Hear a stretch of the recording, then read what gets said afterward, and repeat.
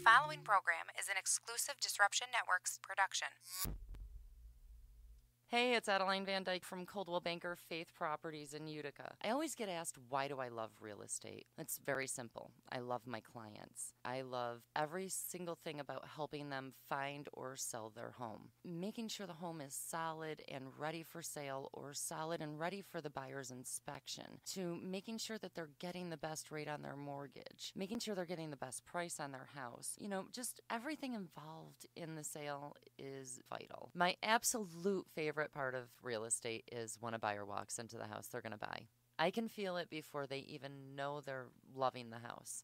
It's just that obvious. So I'd love to experience that feeling with you. So give me a call. Adeline Van Dyke, Coldwell Banker Faith Properties, 315-404-6431. Or you can find me on Facebook or visit my website at centralnewyork.com/Adeline. Thank you, and I look forward to welcoming you home. When it's your hard-earned money on the line that you are investing into a home, it makes sense to choose a proven professional to assist you in making one of the biggest investments you may ever make. Josh's dedication of over 20 years to the home construction industry allows him to bring knowledge and experience to your doorstep. That means you can feel confident and comfortable with his service to you. Past clients love his attention to detail and thorough written reports. By allowing Priceless Inspections to help you make a well-informed decision concerning your property, you will find that a quality inspection is priceless. Follow Priceless Inspections on Facebook or call 315-525-8725. Hi, this is attorney Nick Passalacqua. The team of attorneys I have assembled at Passalacqua & Associates has been carefully hand-picked to include the best trial attorneys in the particular areas of the law that we practice. Have you been charged with DWI or any other crime? Members of our team include former assistant district attorneys, now fighting to protect your rights 24 hours a day, 7 days a week.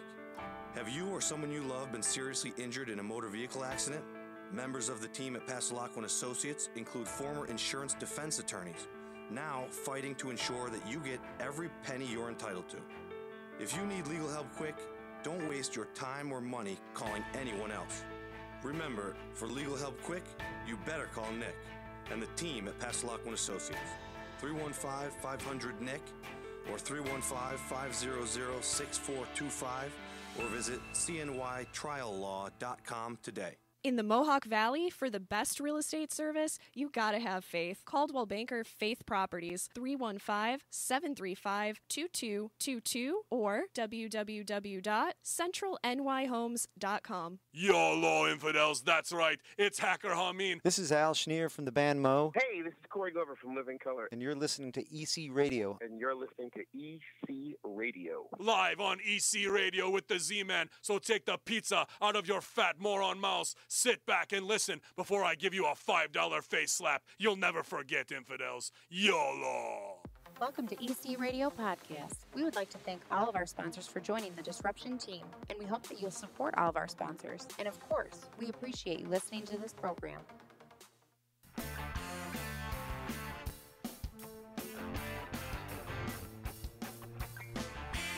Radio, Disruption Networks. EC Radio, Disruption Networks.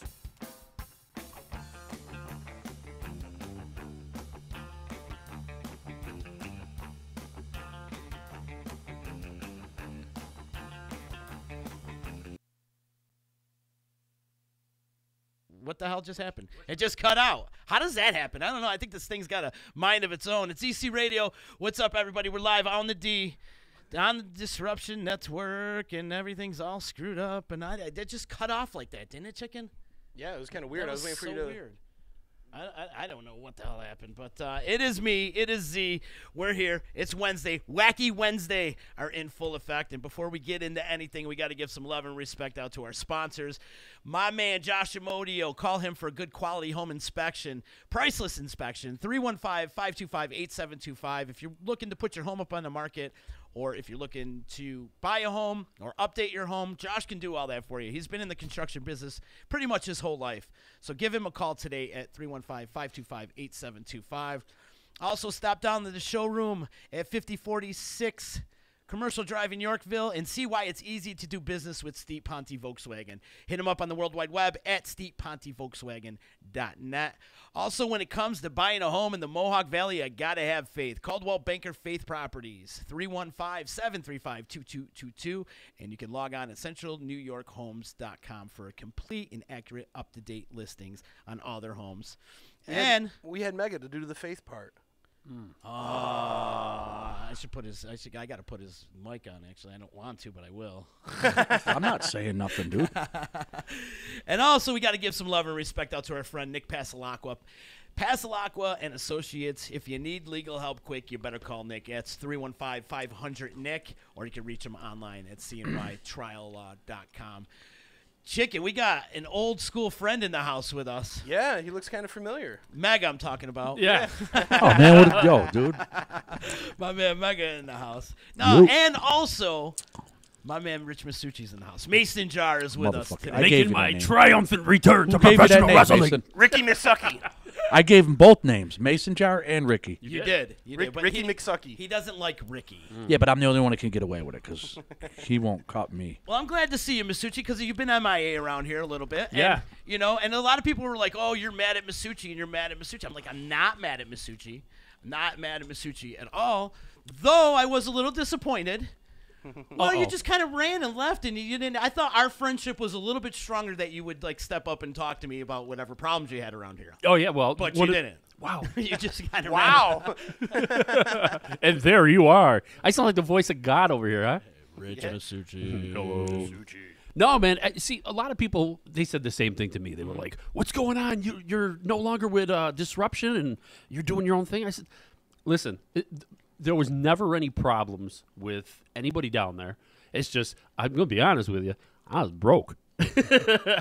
And anybody that understands podcasting, the lucrative art of talking on these kind of things, there's no money. There's just no money in any of it. There is. So you just got to have people to go out and get it for you. Yeah. But it's a labor of love. I mean, you got to start with, you got to Right. do it for the reason of, because you love what you do. Right. You know what I mean? You can't just go in it thinking you're going to make tons and tons of money, because you got a little bit of famine before you. No doubt about it, man. Well, I was There's a just lot of thinking, famine. like you and I were you're my boy. I would think if you had a problem, you would have stepped up and talk to me about it. At least say what's up and what was on your mind. And then I just felt like maybe you didn't, and you kind of just ran away from it.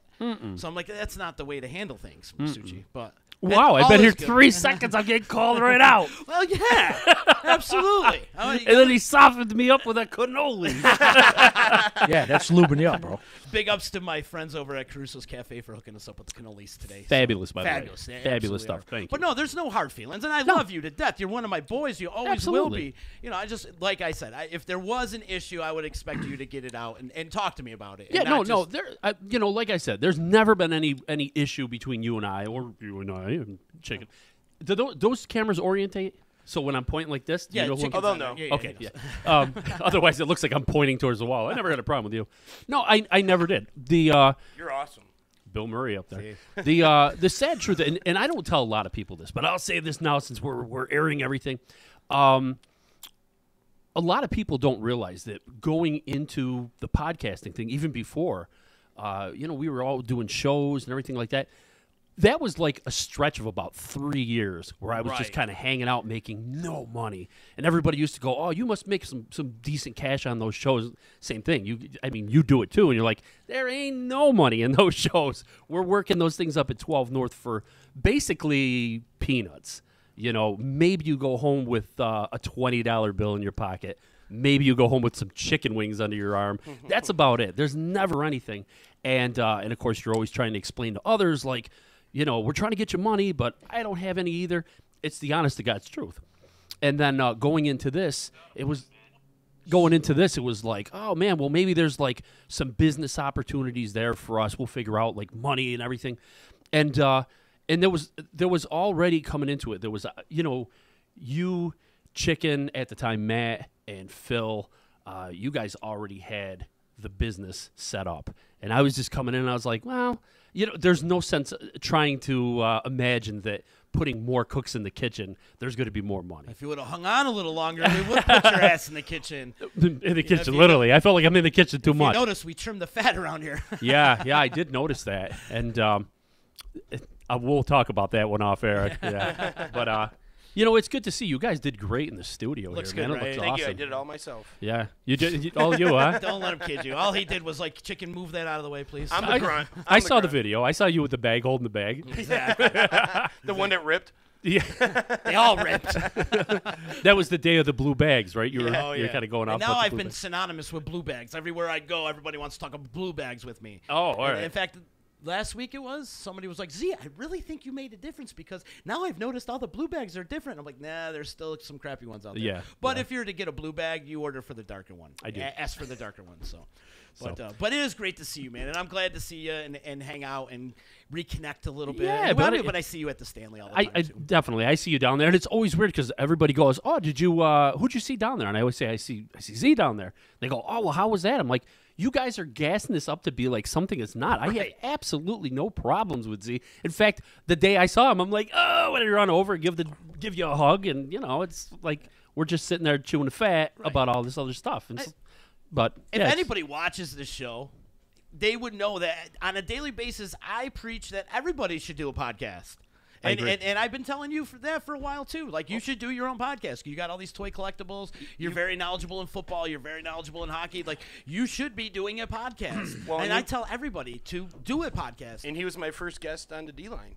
Yeah. Oh, I was, too. Yeah, that's right. And I was all downhill ever your since. Thing too, as well. And it's been downhill ever since. No, that's the one thing. God.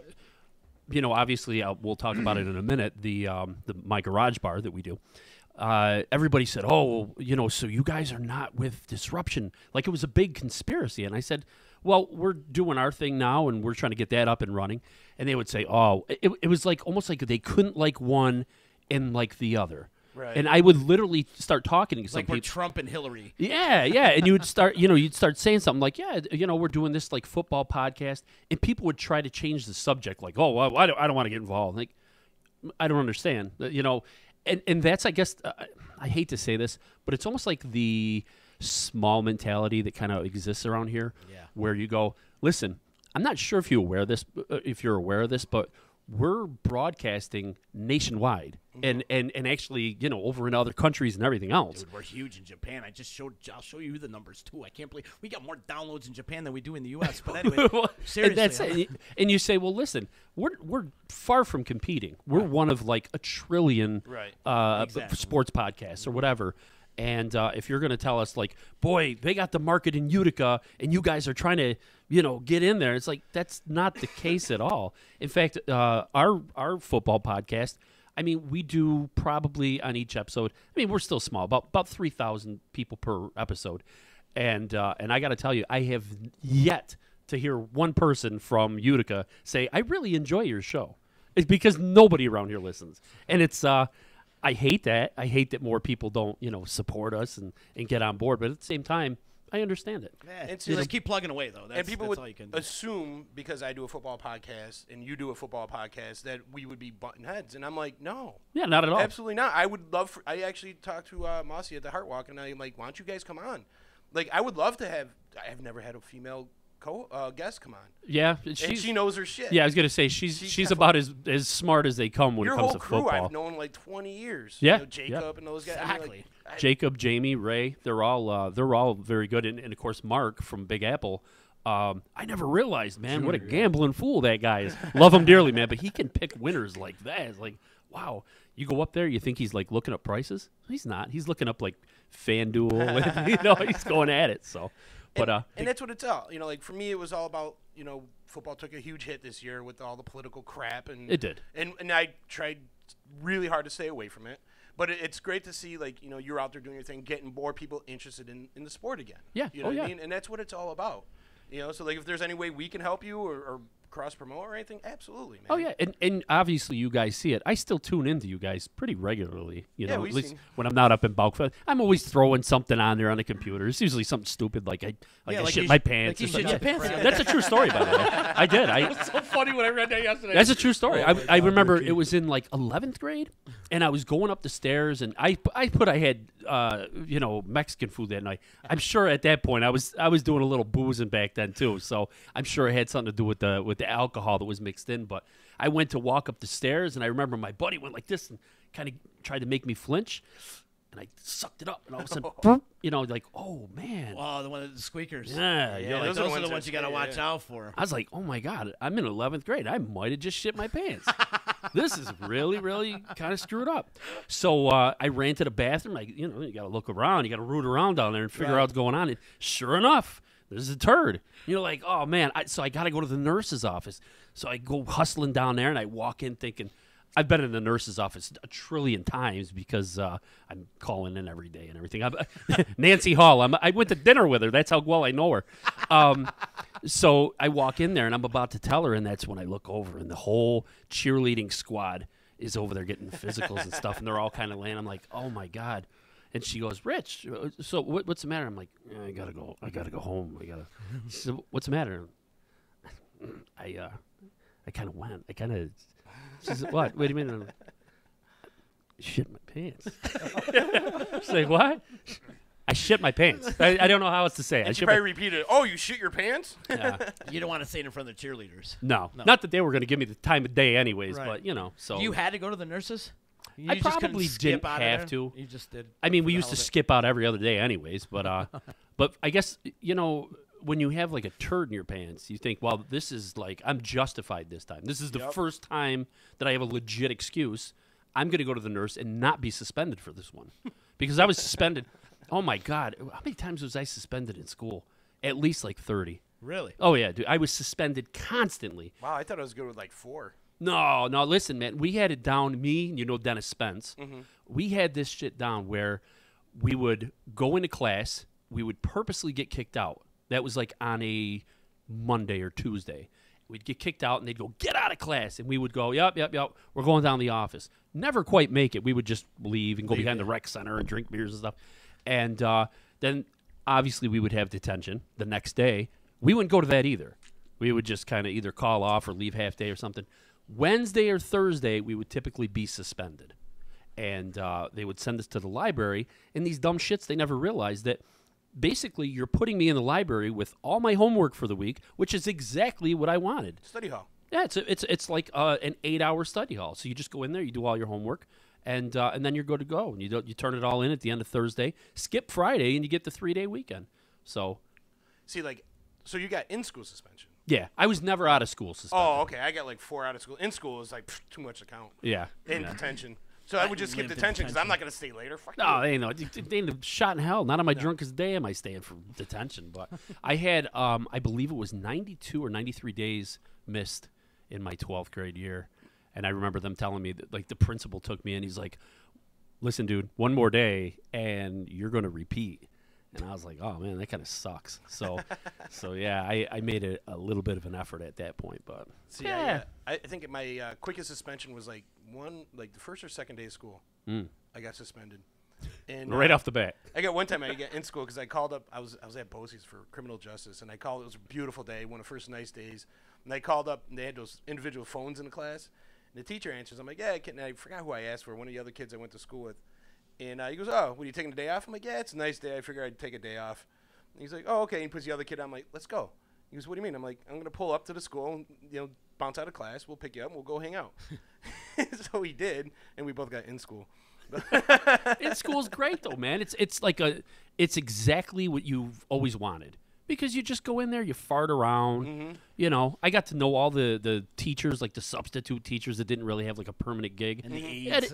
Yeah, they throw you in the library with the aides and stuff, and you fart around with them. You know them all by name, and it's great because they don't take the job too serious either. So It's just a big party in there.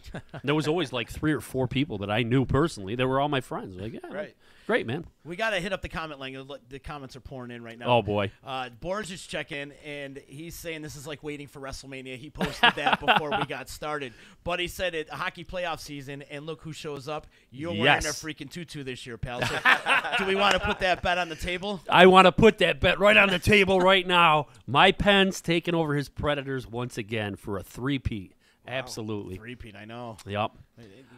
They're dangerous. They are. The Penguins are dangerous. I'm going to tell you, they took a little bit of a step back this year. They don't have Fleury in that. You know, obviously That's why I'm rooting for Vegas now. Oh, I can finally root for Vegas. Fleury. Yeah. No, not for for Vegas. Fleury, for yeah. Fleury, because he's on. I've been rooting for Vegas all year. He's having like a phenomenal year. Killing it. So is Kurt Neal and all the other guys that came up from Pittsburgh too. Oh yeah, I'll tell you, it's crazy because you could potentially see Vegas in the Stanley Cup. I hope so. And I'm rooting for him hard. That just who would have ever thought that, man? First year in the league, and you're winning the conference.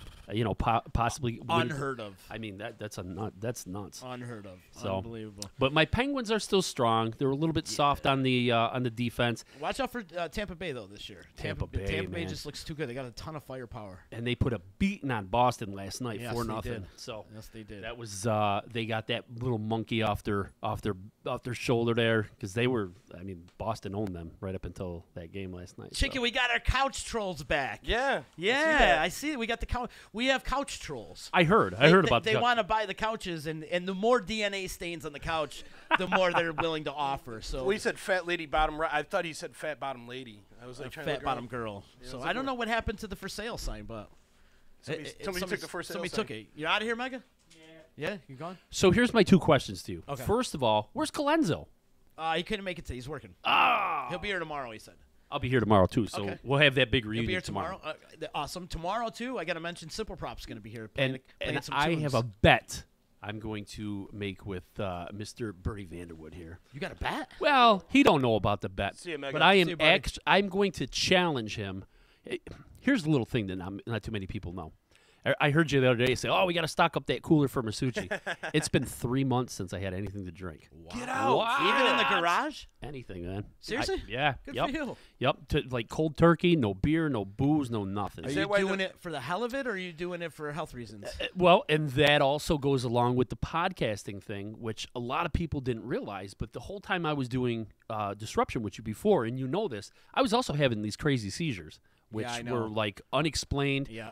And you could always tell because I would just start to like phase off a little bit. Yeah, and you got white, and we've seen you go through it before. Yeah. I've had that happen to me. Oh, it's crazy. And I would like start to stutter, and you're like, oh, what the hell's going on here? And next thing I know, they weren't like, as they call it, like the grand mal seizures. They were like the mini ones, but they're still enough to scare the hell out of you. Right. And Especially if you're driving. Oh, yeah, which we're not supposed to really be doing that. But anyways, you know. So you think alcohol triggered that? I don't know. You can't help. Yeah. But I do know that at the time, and this is going to sound crazy, it's absolutely true, those doctors up at Slocum-Dixon, who I was seeing all of them at one time. I had a fleet of doctors. I remember I walked in one time, and they had me on 11 pills. 11 pills twice a day. So I was taking 22 pills a day. And then I was having these seizures. And I would come on here, and I would wash it down with a healthy dose of booze and McDonald's and everything else. And, yeah, man, physically I was probably not the best. So I kind of laid off the fast food a little bit. Not much, but enough to make a difference. I mean, at one time I was doing that too, man, like 3-4 times, probably 2-3 times a day. I remember you eating all those McNuggets constantly. All the time. Pink slime. Yeah. So between the booze and that and the seizures, of course, I said, "Wow, man, I got to make a little bit of changes here." Laid off the booze, but listen, this is going. Did you lay off the McDonald's? Yeah, that's still a work in progress here. But I am going to break out of that mold, my 3-month mold, and I am going to come in here tomorrow, and I'm going to have myself some cocktails. I'll probably be like a real cheap date. I'm going to have like one beer, and I'll be zonked. But I'm going to have a couple beers, and I'm going to challenge Mr. Bernie Vanderwood to a game of Connect 4. Okay. High stakes. High stakes. What are you putting up? I'm going to put, if he can beat me in high stakes Connect 4, I'll shave my head. I'll let him shave my head. What? Yeah. All right. What are we putting on him though? I don't know. If you I'm win? I want him to chime in and tell me what he's willing to put up, because I will shave my head live on air. I'll let him do it if you can beat me in Connect 4. See, I was wondering why the price of UC went down. There's no more call for it. There's no demand. Crystal Page is saying, "Rich, don't be a quitter." Nobody likes a quitter. My man LePage. What's going on, baby? Yeah, man. There's a couple people checking, and some of these comments I ain't reading. Oh, why they mean? Yeah, some of them. Oh, We also got, and we also have a text line too. We finally have a text line up and rolling, and somebody texted in saying, "I feel like killing myself listening to you guys." So I was like, "Oh God." Oh, that's awesome. But our text line is 315-351-2940. 315-351-2940. We need an acronym for the bottom half of that. You know, like how we used to have the D. Oh, right. Who wants to kill themselves? It's somebody on the text line from a 709 number. I No, have no tell them to idea. do it. I said cool. God. Tell me where you are. I'll come help you. Fucking asshole. So, yes, that's our text line. You can leave a comment and tell us how much you hate us, like which we're getting right now. So Really? Yeah. Well, we always get that. And now we got the whole couch trolls coming into effect. So Yes. the couch trolls are. We got $10,000 up for that auction right now. So if you want to bid $10,001 for that black flipping fuck over there, you can have it. And a lot of DNA on it. It's got a lot of sauce on that A thing. lot of sauce. So. A lot of sauce. But let's talk about the garage bar. Yeah. You got your garage bar. It's garage bar. MyGarageBar.com. MyGarageBar.com. Yep. And right now we're doing 5 different podcasts out of there. We do the football one, 3 and Out. We do. Are you doing football now that the season's over? No. Sea chicken? Yeah, we cut back. Not to mention that our guys were kind of burned out. I mean, we did 25 straight shows, and they were like, let's take a little break. I was burnt out too. See, I'm my like, guys, yeah, they're like, let's keep going. I'm like, Really? well, we're gonna go right up to like probably the second week after the draft. There's so much going on right now. Yeah. With off season and people moving around. I mean, Cooks just got traded to I saw LA. that. And so there's so much. Gronkowski might get traded. There's so much going on still, and that's why we just still wanted to keep going, at least up and through the draft. Once you get into summertime, it kind of Then you're like, yeah. But what other podcast you got over there? You got the hockey one? Yep, all pucked up and all pucked up, nice. All pucked up, and we have somebody that we're going to be bringing on pretty soon. Which I was told I couldn't be on that show. Who told you that? Mazzotti. Why? Because there's too many Ranger fans there. So Z, we can't have you on. That is true. It's all Rangers. That's what fans. he told me. He says you're not allowed on. I'm like, thanks. Thanks, Mazzotti. Well, you're not coming on mine then. No, we have somebody who's going to be joining us pretty soon, who is a Kings fan, and that's what we've desperately needed is somebody from the Western Conference. Somebody that's really knowledgeable about that, because the NFL show, the football show, it's going good. The hockey one, a little bit more of a work in progress, and it's hard because. Rangers fan, another Rangers fan, Penguins fan. We're all in the Metropolitan Division, and that's pretty much what we watch. And you want to give everybody a little love, so now you're like, so what's going on in that Calgary-Winnipeg game? You're like, well, I didn't really catch that one last night. Johnny Hockey, that's all we know. Yeah, exactly. I noticed with football, okay, you're a Steelers fan, I'm a Bears fan. There's people that are like San Fran fans. You know what I mean? Like it's spread out. Whereas I feel like in baseball. In probably like hockey, like as what you're saying, like baseball, like around here, everybody's either a Blue Sox or Red Sox or a Yankees fan. Yeah, pretty much. And then you get the Mets. Then you get some Mets fans. But I mean, generally, around here, that's the consensus is mostly Yankees. Yeah. Whereas like football, I think you get more of a diverse fan base. I don't know. And I feel like maybe hockey might be like a little diverse, but like you said, kind of regional. Not like football, I don't think. No. Football is diverse fan base for sure. Right. You got all these people that love the Cowboys, and Exactly. that we live in upstate New York. I mean, Bills are huge around Right. here. Yeah. And then of course, being in New York, you got your Jets fans and your Giants fans. You got a lot of it's Giants spread fans, out. but There's Miami Dolphin right. fans, so it's kind of spread out. Where hockey, I think, is more regional. Right. Yeah, it is. You know? And it's certainly not as big as the NFL to begin with. Kind of more of like a niche market. And already you're kind of like, our numbers are probably about a quarter of what we do on the football show. Yeah. And then depending on how we do, we're like, oh, we really sucked on this show. So let's go. You're going to have great shows. You're going to have awesome shows. Yeah. You're going to have bad shows, good shows. It doesn't really matter. Yeah. You just keep putting out the content. As That's long as all you're that having matters. fun, I think it Exactly. translates. Yeah, to and the we Keep do. putting out the content. That's the important Yeah, thing. and it turns out Yoshi, from Mason's Revolt, he's one of the guys on there along with Mazzotti. we have a good time with it, and they enjoy themselves, and so do I. So you get to hang out with your friends for an hour and a half, and just shoot a shit about hockey. So how can that be bad? But we do that. We do another show, which is it's called Keeping It Local. It's a music show, and that's kind of where we really, really, really try to get down and dirty with some of the bands. But it's I mean, the only way I can really describe it is it's going back into like their childhood, how they first started getting into music, with their instruments, what bands they had growing up. And then, I mean, like with Jamie Austin, I mean, I don't know how many people actually listen to that show, and probably not too many, but we really get into a lot of things. Like he had cancer at one time, and he had to have the whole tricep.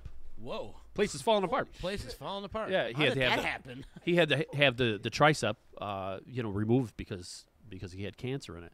Oh, wow. And I didn't know that. Yeah, and just lock it, chicken. Wow, the place is literally. It's so windy outside. It's whipping the door open. It's crazy. The panels are falling off. The panels are falling. What the hell's going on around here? Sorry, Frank. We're raising the roof. But so we try to do a little bit with that, and now you got your collectibles. The collectibles show, which I'll come back to because I'll give you an example of what that is. Well, we're gonna go into your old mail sack. Yeah, and then I don't want to touch his sack. And then of course we do. We started doing a show called Drinking with Donnie, which probably makes no sense whatsoever. Everybody's favorite Varick Street drunk, Donnie DeLuca. I'll tell you, man. It turns out he's funny as hell, but sometimes he is so drunk and so obnoxious. It's like, wow, we have to cut it back and go. We can't possibly put this out, man. So we've only had one true episode, and then we had a couple little things where like he came on and he sang Christmas carols and weird stuff like that. But yeah, man, we actually had one show where he came in and we did like an auction on our favorite Mary Pumpkins. Mm-hmm. We auctioned off her dildo. And the next thing I know, how much did that go for? 25. 25. Donnie bought it. Donnie bought it. And he's probably using it too. No, I think he brought it home, and that was not a big hit at his household. That ended up in the garbage. Mary's checking in right now. She says Drinking with Donnie is the best show ever. when he did that. Re-serenaded her to Meatloaf. Oh my God, that was probably one of the funniest things I've ever seen. And that again is kind of like what we're doing on there, but sometimes it just goes way off the tracks. And like, where the hell where'd this all come from? So you got to kind of pick and choose your battles with the Donnie. Tommy Drama's checking in. He says 98% of his shows are bad. LOL. And he's saying, "What's up, Mason Jar? Good to see you." What's up, man? How you doing? Drama. You can check out Drama here on Fridays. He'll be here Friday with Back Talking. I want to mention this too. Next Tuesday, a week from yesterday, Devin Mahoney from the Uptown Theater is going to come in on Back Talk and talk about the Uptown Theater. So looking forward to chopping it up with him. But yeah, that's great that was finally something's being done. Can you believe that? It's great. You should have Devin on your podcast too. Because he's a super cool guy. He was a writer for Scrubs, and he's got a lot of Hollywood experience. He was out in Hollywood for like the last 10 years. Oh, nice. And he came back on a vacation to Utica to visit family and whatnot and noticed that the Uptown was closed. So he looked at his wife and said, "I'm going to buy that." And they did. Perfect. They did, and now they're doing their thing, and they're going to have conventions there, and they're going to bring back movies, and they're doing concerts, and they're going to have a lot of good stuff. So. That's great because for a while there, and I know we all thought this, that was going to meet with the bulldozer is how that was going to end. But yeah, it would end up like the Holly Rock. Oh, my Lord. That whole fiasco. That's for another story. Yeah. Mary Pickles is saying the beef jerk me. The beef jerk me was the dildo that went for $25. and Mary, you are an ambitious girl because that thing was like this. It was like a summer squash, or what do they call it? Like them things? Yeah, like a zucchini. Yeah. Big, like this cup big. So she whistles once she walks. Yeah. And yeah, $25. He wanted it, so I don't know. I don't know whose ass that ended up going in. It's in his now. But big dildo. And, wow. Yeah, $25. $25. Was he the only one that bet on it? Yeah, there really was no other takers on that. But. There was no takers on it? Yeah. And we'll start the dildo auction around here, too. We got the couch auction. And now. Well, it kind of goes to that the sex toys thing that I made. Remember Toys for Twats? Toys for Twats. Yeah, she redonated it. She redonated it, for sure. Excellent. She said, Mary's saying that was her precious baby. It really was. And actually, I had to, because I ended up taking Donnie home that night. He was so pissed drunk he couldn't even walk. And I had to, like, shake him down for that money because he made the bid. And, you know, it was like, all right, great, you're the winner, but now you got to pay up, dude. And we couldn't get the money out of him, so I had to, like, shake him down for it. And that was really weird coming back. Hold him upside down. I want the money for the dildo. You give me the money now. You give me the money now. Today. Today. So I got the money. I had the 25, and I walked into the bar, and I'm like, here's your cash. And it felt a little weird, you know. This is the money from your dildo, and we'll see if we can get you a new one That pretty was a soon. precious baby. Mary said it got thrown away. It did. Got tossed in the trash. He threw it away. He bought it, then threw it away. Because there was a jealous person at the house. So it became a big pain in the ass? Literally. Yeah, literally did. That's why I got thrown away? Yeah. Because of jealousy. Yes. Okay. Oh my You can't make this shit up. No, I you mean, can't. Only at the garage bar. where the possessed come to mix and mingle. Yeah, yeah. So so there's that, and of course then what we were saying, the collectible toy show that we do, and that's me, Bill Seth, and Jacob Dockstader. Oh, jeez. And yeah, that crew, huh? What show is this? It's the collectible show which we do, which is How called often do you do Collectable. that?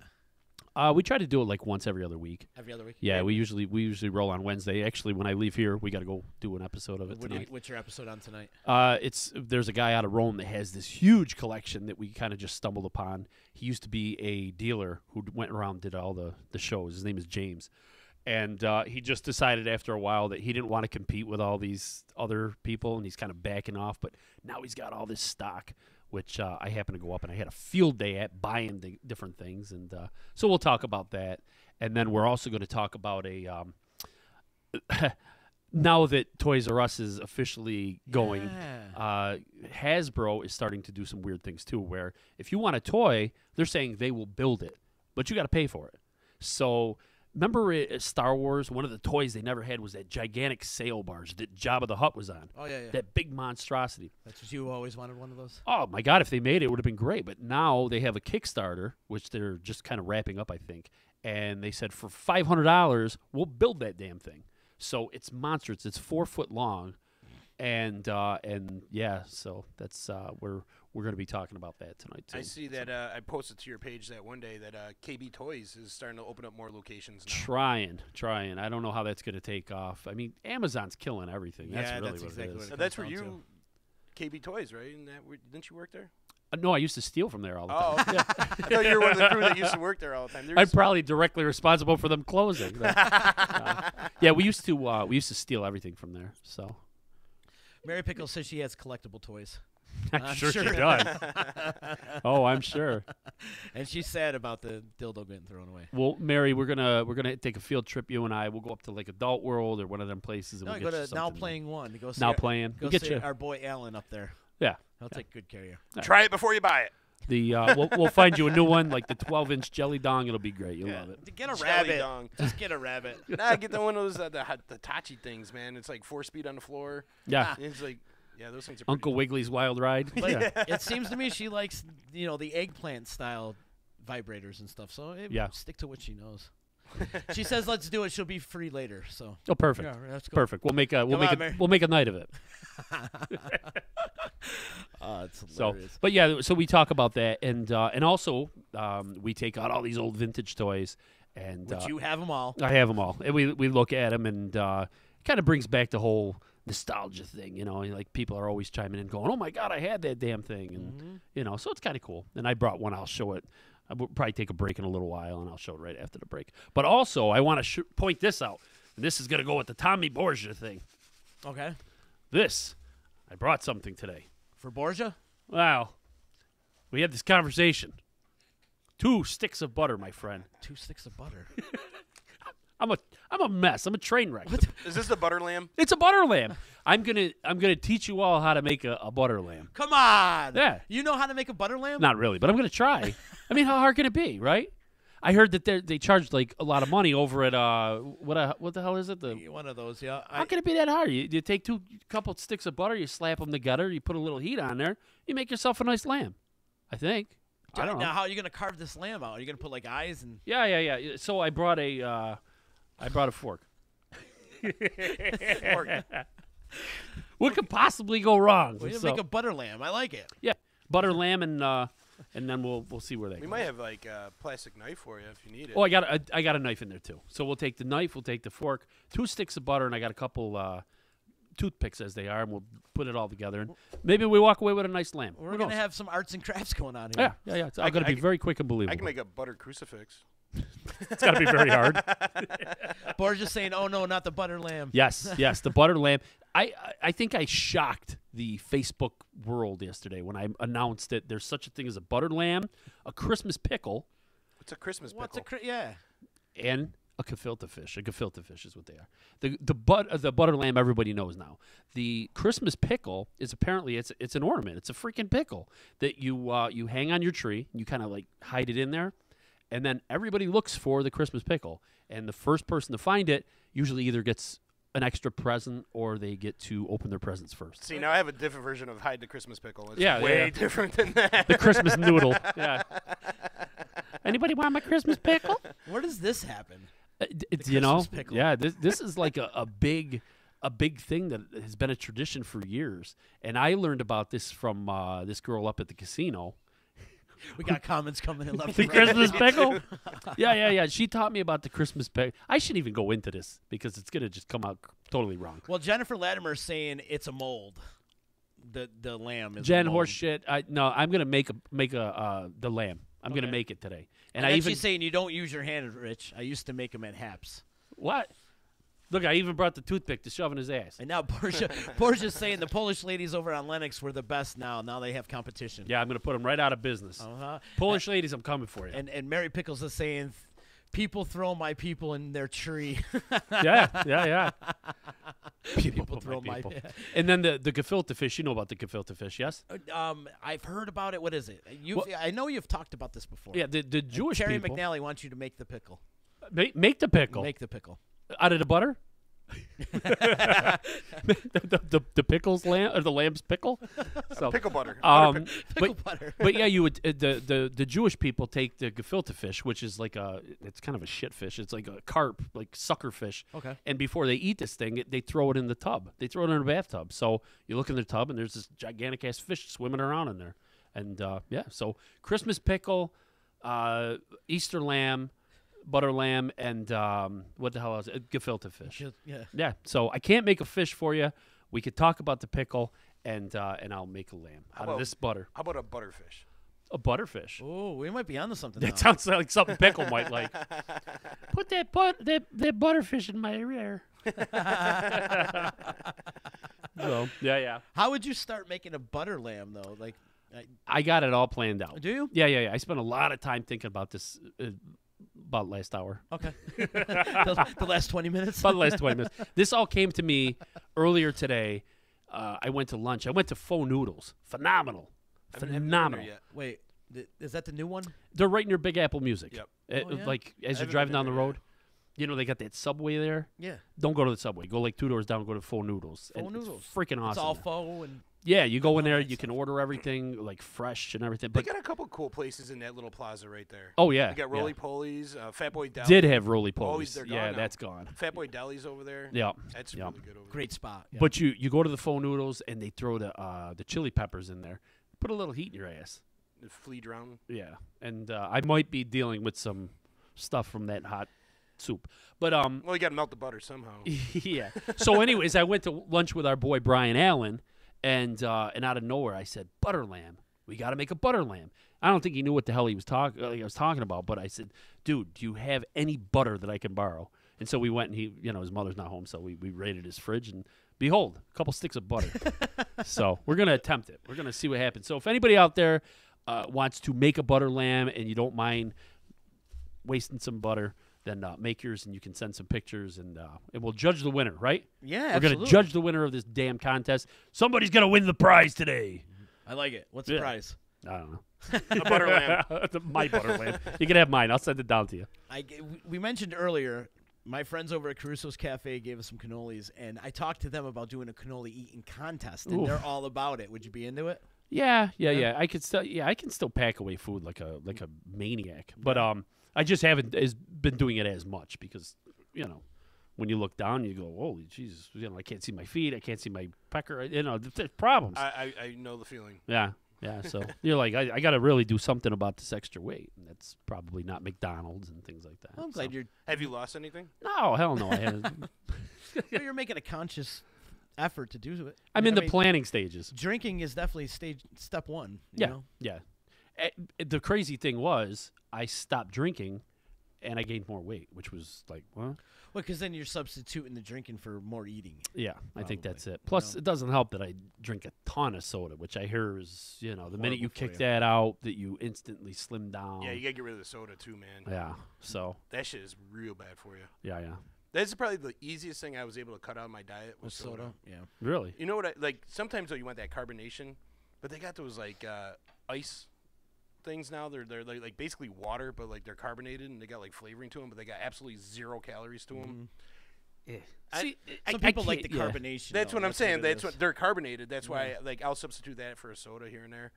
People are always trying to throw these different drinks like coconut water, and I seen Tommy Drama. Oh, I love coconut water. Comment on the coconut water. His comment was hilarious today. Tastes like almond milk. Almond milk. That's what it was. I yeah. like coconut water. I do too. I can't I'm a drink all that fan. shit. It's really good for hydration. It's too. great for hydration, and it's great for potassium too. I like it. You know what it tastes like? It tastes like at the bottom of your cereal. Yeah, Like and then you drink the milk.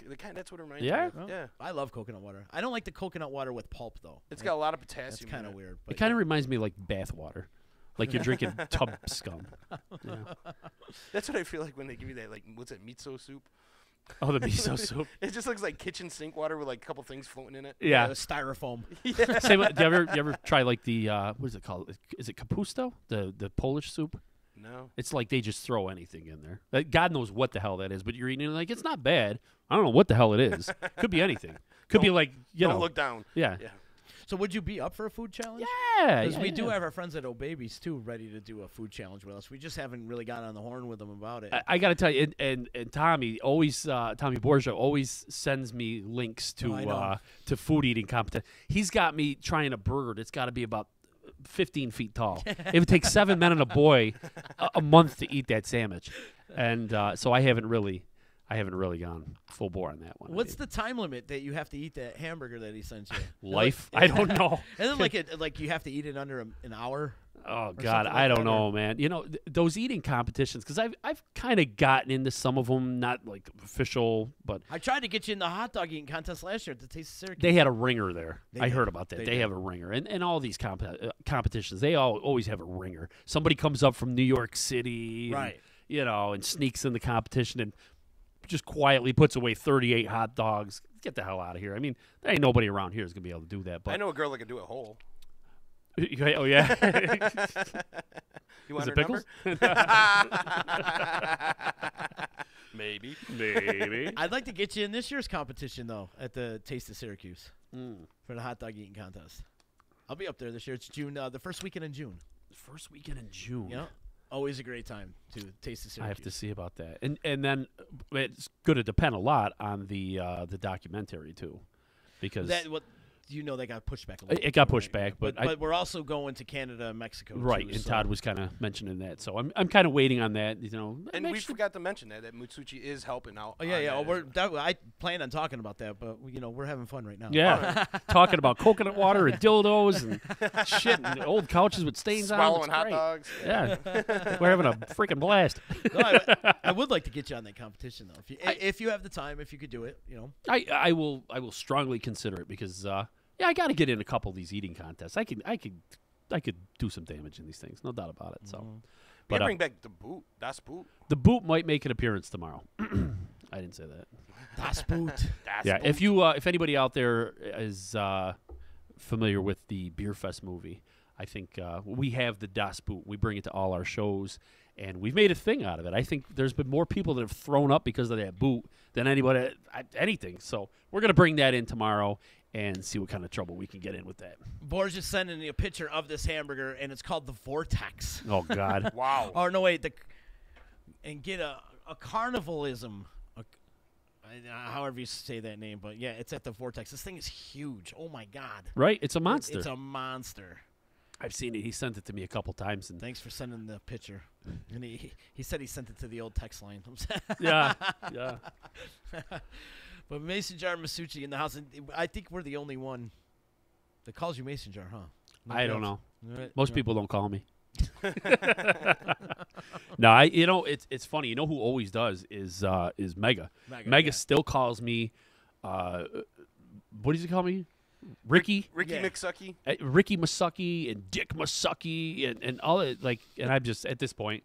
He's like, nobody calls him that but me. And I'm like, yeah, he's kind of right. Nobody does call me those things because they're not my name. But Z-Bart. Z-Bart. Yeah. Every time I pass that Z-Bart sign, I always think like Mega.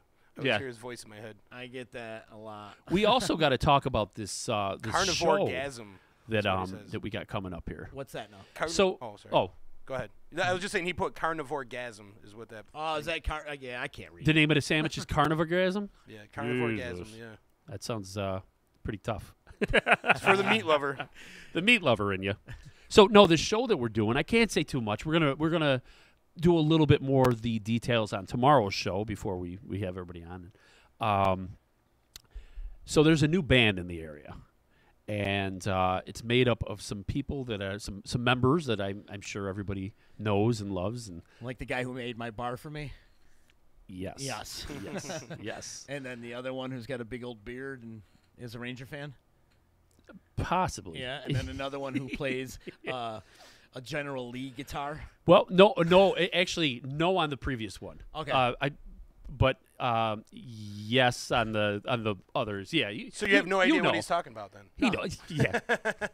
I'm not gonna hide anything from him in local music. He's right there. So, And but Mike yeah, Santoro. we're actually announcing their band tonight. Cool. And they're gonna start putting up some photos. And up until now, we just kind of released. I think their webpage has a flag on it, and that's it. So I was like, hey, like this band. We have a Japanese Son of the Rising Sun flag on there. It's like, oh boy, what is that? But we took some pictures and we did some video and a bunch of different things. And one of their songs, if you're like a big fan of like maybe Rage Against the Machine, things like that, I mean, you're gonna like their music. Cool. And so we'll be putting more out there, maybe even a little clip sometime tonight. And the drummer's checking in right now, and he's in exclamation points. Get that bar in there. we need to get it in. The only thing that's holding us up from putting this bar in here, because we're putting a bar in here. Yeah, I remember you saying about We're that. putting the bar in here, and Nate did a great job with that bar, and it's been sitting in storage, and I feel bad that it's been sitting in storage for over a year now, almost like 2 years now. But anyways, we're putting a bar in here. And the only thing holding that up is we need to put floor jacks underneath it because that's a heavy bar. That's heavy. That's a heavy bar. So we got to make sure the floor is secure to put it in there. And we just haven't gone and done that yet. And the reason is there's such a small crawl space under there. So we're going to be on our knees putting floor jacks in there. That's fun. It's so small. Yeah. So we really haven't gotten around to doing it. But we're going to do it really soon because we need a whole new setup. And Todd's been stoning us to get a whole new setup too. He's like, of course he is. No, we were up at his shop the other day where he does all his work. Kita, Nate.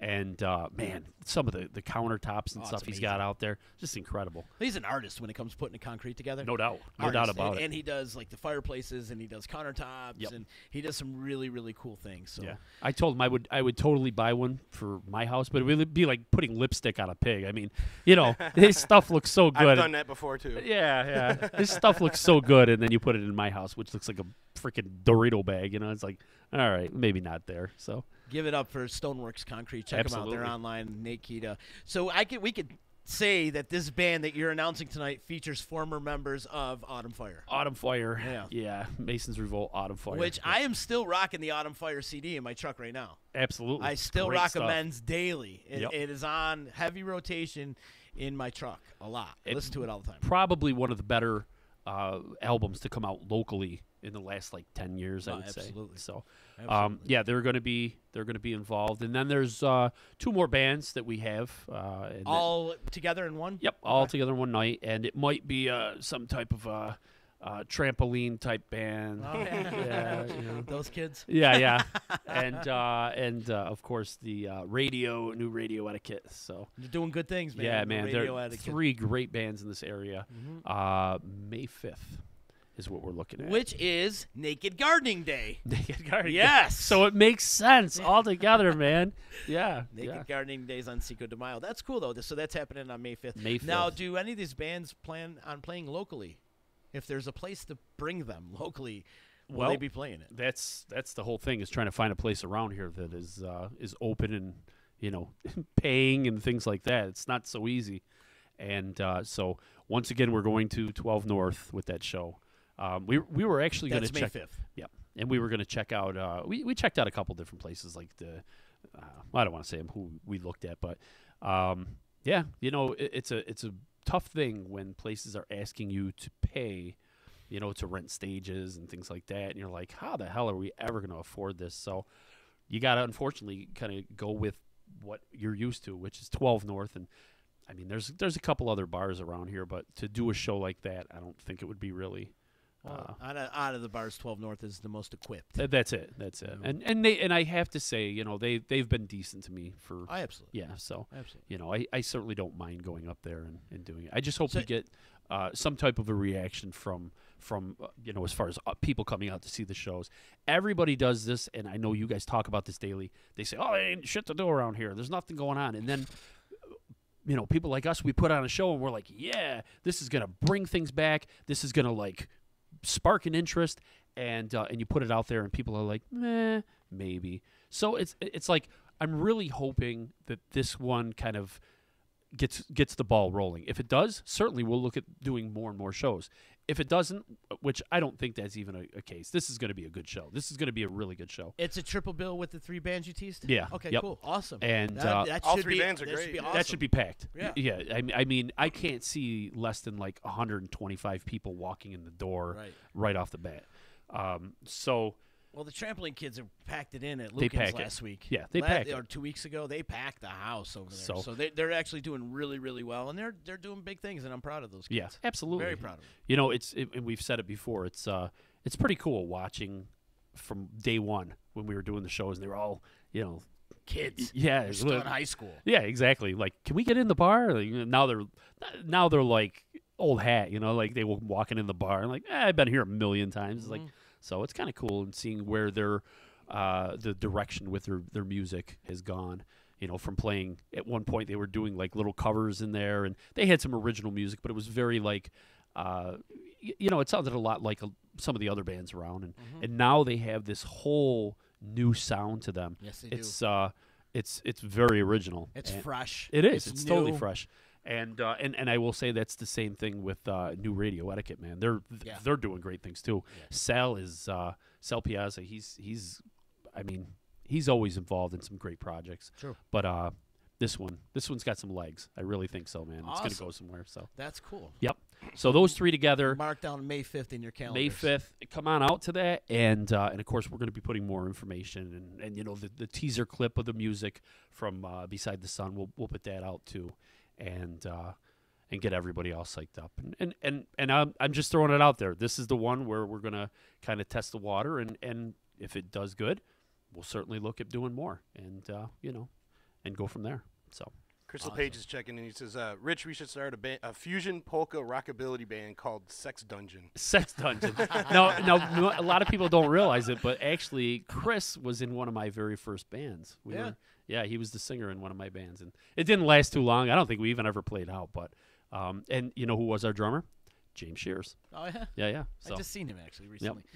So I want to back up too and talk about Kate Devin for a second. Yeah. She was on here last week. Was it last week or 2 weeks ago? 2 weeks ago. Amazing talent. Yep. And I had asked her if her first gig ever was playing for you, and it was. With her band, With I her believe, band. yeah. That's what she said. It was her band, but that was the first time she ever performed. Yeah, it's cool. I have to ask you, though, how do you, because you do this a lot when we do the animal jams and Animals for Animal Benefit, how do you find this young talent? How do you? I'm in all the high schools. No. And I have to give it to her. Because she's not the only one that you found. I mean, there's been other Amanda, what's her name? The other one, the short one. Hug and Kiss? No. Amanda.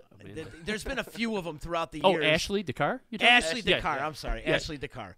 She's another one. And then, of course, Cassidy's another one. There's so many young talent. And I feel like you have gotten their first gigs.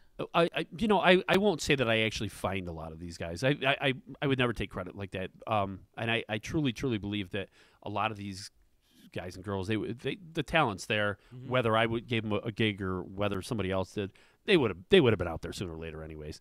With Kate, her mother is doing a phenomenal job of like pushing her and getting her out there, and she does it too. She does it. You know, I mean, she's on my Facebook page, and it was like 2:00 in the morning, and I see her posting away saying like, I'm practicing songs and writing lyrics, and she's 100%, man. She's full speed.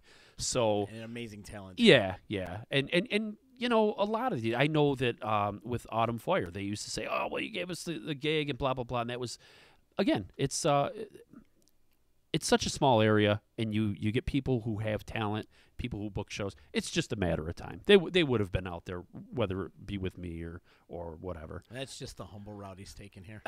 No, it's true. It's very true. And Well, if it wasn't for you, though, I would have never met AO. We would have never had Street Rock going. That's true. That's a fact of life right there. You know, AO had his own thing going on long before I was ever even considered. And it was just that when I saw what he was doing, and of course he was doing that at that point with one fresh set, man, I remember looking at that, and I'm like, this guy has got some freaking talent to him, and I can't understand why nobody is opening up the door to him. And the only thing I can really say is hip-hop, a lot of bars weren't really so excited about having a hip-hop act in their place, because they all thought the same thing, like, the minute we open the doors, everybody's going to come in here and smash the place and, you know, break everything and go bananas, and that's just not the case. So bad stigmatism that goes on. Yeah, in the hip-hop scene. and it didn't help. What the hell was the bar right over near Grand Union that got shot up that one year? Oh God, by Grand Union, right? Well, Grand now, Union, now what are you, like 30 years ago? Was it, I was about to say, was it 88? What was that place near Chicago Market? No, By Carl's? No. It's now Price Chopper, but Whereabouts? Eric Hall used to be one of the bartenders. Where are you talking about? What area of the city? Shorty's? Over like South Utica? Yeah. South Utica. Yeah. So Green Onion? No. That area? Club Amnesia? Rainforest? No. I can't remember, but the damn place got shot up. They had an act in there, and somebody came and started shooting. It was a hip hop night, and that seemed to be like the thing for a while. Yeah. Like a lot of the hip hop bands they would have in, everybody just starts coming in and they lose their minds. So that's the only thing that I will really say.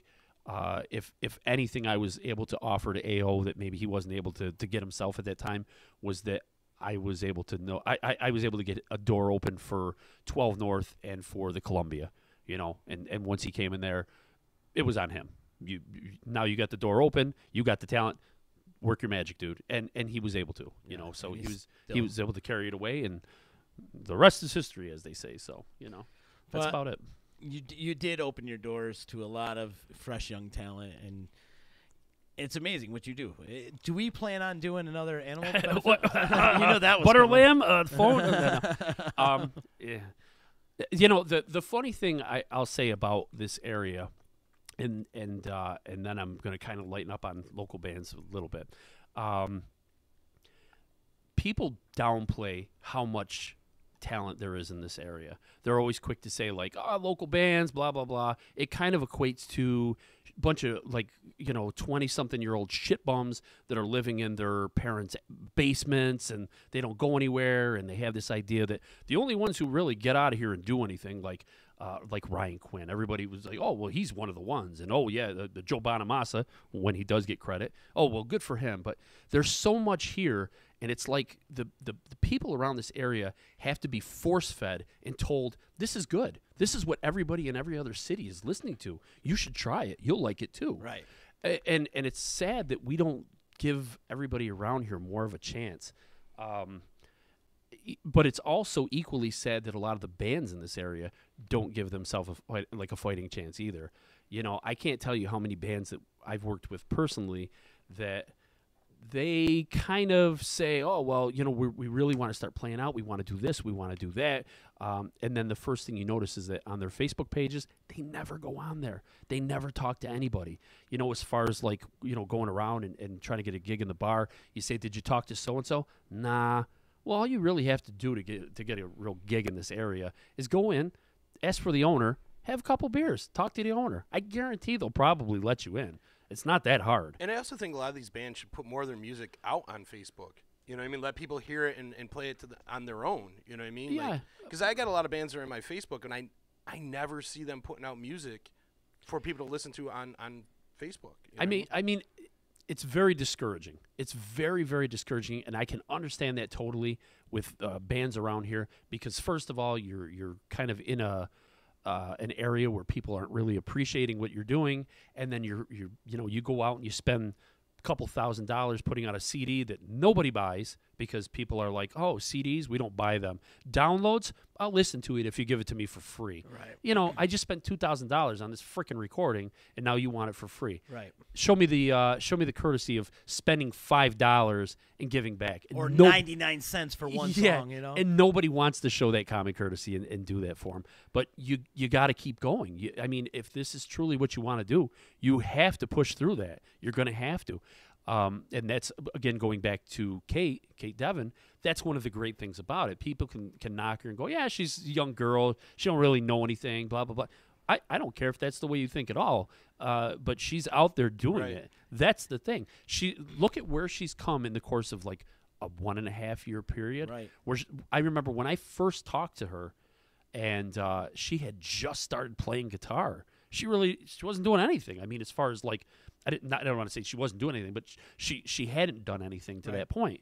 And to really think that she's come from just picking up a guitar to just playing a show with a band to now all of a sudden almost winning a Sammy blows my mind. Yeah. And it's just she's still in high school. Yeah. Still in high school. And it's a credit to how determined she is. And she's already looking to go a whole different route with her music too. I mean, she's looking to advance her music, which is really, really cool. Like at 16 years old, she's already looking more to progressing. Absolutely, and I think she's taken lessons from who the hell was she taking lessons from? But I can't remember who it was. But the fact that she's doing that, because even though she got the nod, so to speak, with being on the Sammys thing there, People's Choice Award. Yeah, and it's like, okay, great. That's a wonderful achievement. But she didn't stop there. No. The next day, she's talking about how she's taking lessons and she's still trying to make it. And she worked with the band, the Trampoline Jetstream. Yeah. And which I think is awesome that you get two great sets of talent. Yeah. Combining and working together, and who knows where that'll take them. Can't wait to hear that album. Yeah. It's gonna be If you're really going to be serious about being and I did a say musician, their name right? Yeah. Okay. if you're really serious about being a musician, especially in this area, you better get used to a few things, and that's rejection, because the people around here are not going to freaking support you. You better get used to being broke. Thick skin. You better have absolutely. some thick skin because they're going to be bashing you. Absolutely. It's nice to see her without the cynicism hasn't gotten to her yet. Right. You know what I mean? She's still bright-eyed and Yeah. And the other thing, I tell these kids a lot too. I told Trampoline Jetstream. I also told Kate Devin. Utica is so centrally located that you can make Utica your home base, and you can get to New York City in 3 hours. You get to Buffalo in 3 hours. You get to Canada in 4 hours. Boston in 4 hours. It's very Syracuse in a half hour. Albany in about an hour. Very and a half. centrally located that you can make it home base and then continue to work your craft everywhere else and keep coming back home. And I think that Trampoline Jetstream actually took my advice, and that's what they're doing now. They're playing down in Brooklyn, and they're playing all over the place. They're trying to get some gigs in Vermont. And Kate Devin, too. Kate Devin's playing in Rochester and Syracuse. Yeah. And they're doing it, and they're doing it very well. The option is there, and it's like how much you make of this is really dependent on how much you want to put in. I mean, you can sit around here, like I'm going to say probably 75% of the musicians around here, unfortunately, and complain about there's no place to play, there's nothing to do, there's this, it's not going to open up to you. It's not. So you better make the decision now of whether you're ready to make the next step and go a little bit further, take it out of this area, try different ways to market yourself, or if you're just going to sit there and, suck the pity dick and you might, if that's the case, you might as well just wrap it up. It's not going to get any easier. So I'll tell you, this area has always been really hard on anybody who wants to think outside that proverbial box. True. Somebody that doesn't want to go and do the 9-to-5 grind and doesn't want to, go work either customer service or hospitality or something like that. Like you with radio, the minute you say, "Oh, I'm going to go work in radio, I'm going to do a podcast," everybody goes, "Yeah, what's he going to get out of that?" I remember when I said I was working at Metropolitan customer service on the telephones, and I said, "Yeah, I think I'd like to go work in film." And I remember even the day I left, people writing me a card. They give me my farewell card, and some of the comments in there said, "See you in 3 months when you're back." And I thought, wow, that's really cool, man. You guys are so freaking supportive. Yep. And that was one of the things that really drove me to stay away. They don't want you to advance your life and be happy because they're stuck in misery. They're crabs in a bucket mentality, man. The minute somebody starts to get out of the bucket, pull them back down. We don't want to let anybody out of this area. Nobody can be successful unless we're all successful, and that's not how it goes. And I also feel like the tides are changing here with all that. I feel like the old time haters and I think that's going away a little bit. I think because now we got a lot of people like the Summerfest and Flowerfest and people are actually taking ownership and doing it for themselves. And I feel like we've gotten to that point where we're sick of hearing about it. We're sick of hearing about the negativity, like, oh, you can't do this, and that we're making our things ourselves. You know what I mean? I think the hate is there. Like I heard you say on this the other day, where you're spot on. Back in the day when the bands used to pull each other's flyers down and talk shit and sabotage each other's gear and things like that. Yeah, it's gotten beyond that. That does not really that anymore. But the thing that really still hurts everybody is the lack of support. And everybody always wants to say like, oh, I support these people. I do this. Yeah. And you're like, you're never at any shows. You don't buy any of their merchandise. You don't do anything. I mean, think about it with our podcasts. I can't tell you, dude, how many people say to me even now, they're like, hey, yeah, just want to let you know, man. Yeah, I listen to the show all the time. It's freaking great. Like, oh, cool. The podcast? Yeah, the one you and Z and Colenso and like, oh, you listen to that? Like, yeah, we have it on all the time. It's always on in the car, and I turn it on at work all the time. Like, when's the last time you listened? Oh, not too long ago. Because I haven't been on the show since September, and even before that, I was probably kind of in and out since about June when the security type things was kicking in. It's like, so you've been listening all right along. Well, I tune in when I can. And you're like, okay. So as far as the football podcast, you listen to that? Oh no. Like, well, dude, this is why people like us have such a hard time, because somebody will come on our show and they'll say, oh, or we'll do something with them. We'll promote a show with them, or, they'll come on here and you're like, oh, great, cool, man. It's good to see you, this and that. Like, yeah, cool.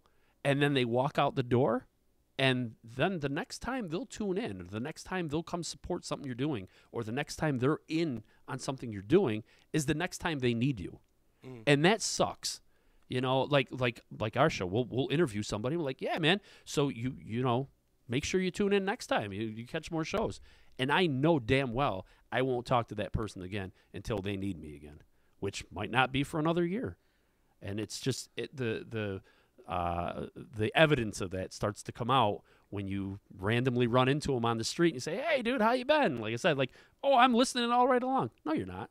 No, you're not, because I can call your bullshit. Exactly. You don't know anything that's going on with me. You'll ask me to come support you all the time, but you won't support me, so I back off. Well, here's a supporter, I got to say, is our buddy Dave Bandage. He chimes in on pretty much all our shows.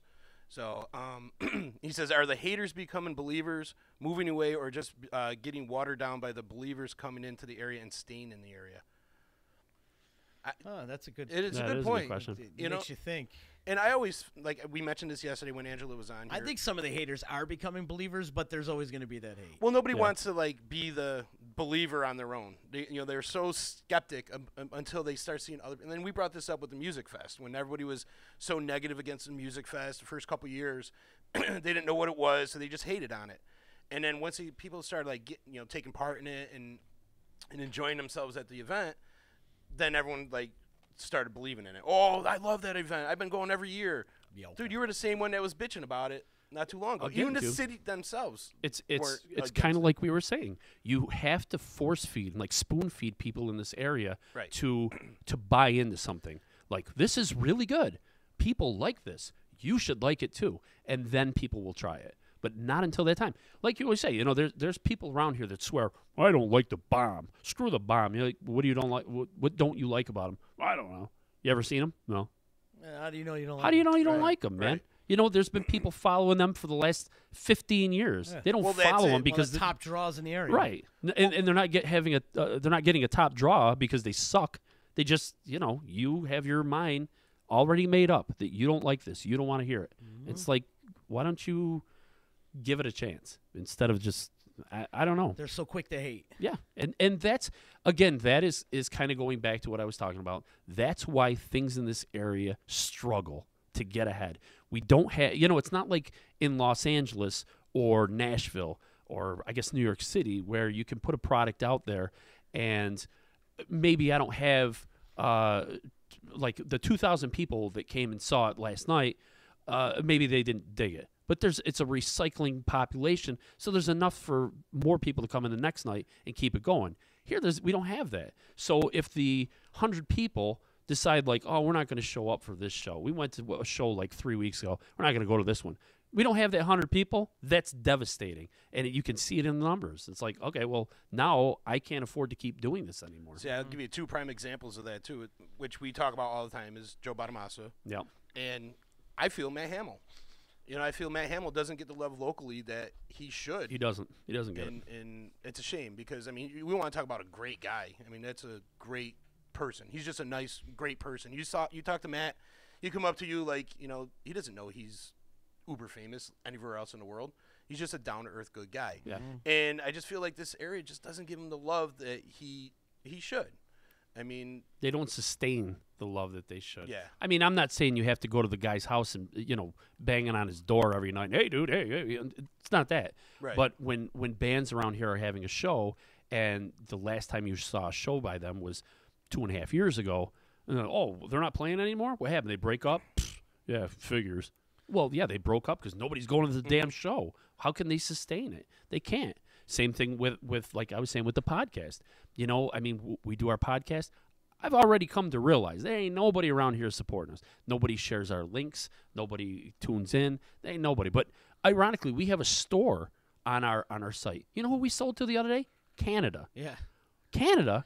We're selling to Nova Scotia, but nobody in Utica, New York. I'm telling you, I got all these downloads in Japan and France. Yeah. And I have no idea where they're coming from. It blows my mind when I check the statistics. I'm surprised they can understand us. I know. And it blows me away that we've got hundreds and hundreds of downloads in Japan. Yeah. Like, thank you so much. Awesome. Moshi moshi. Mishi mishi. Yeah. It drives me crazy. But I think that's awesome. But, the locals do pay attention. And, having a platform like we have with the video and stuff helps because people want to be able to watch and tune in that way and watch on the Facebook and stuff like that. Yep. Adam Mannion wants to know how much for the couch. This was actually on the couch. For you, pal, we'll make a good deal for you, and we need a trampoline jet stream show on air here. Yes. Also, Borges saying Tomato Pie Day is coming around, and he's 936 miles away, so that's coming up. Are you going to go to Tomato Pie Day this weekend? I'm Saturday? actually thinking about doing it. Yeah. I got to ask you, refresh my brain. Who won the competition that we had last year?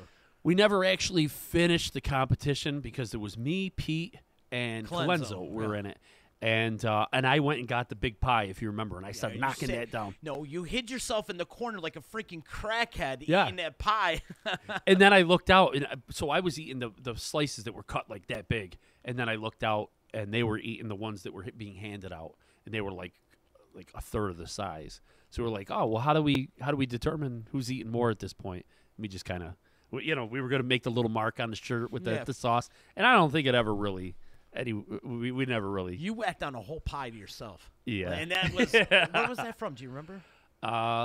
Who did give me that pie? I don't know, but I remember him standing in the corner like a crackhead. Yeah. I think we got a picture of it. Eating the whole pie. I think we have a picture of him with the pie in his hand, chowing down on some tomato pie. It's mine. Nobody can have it.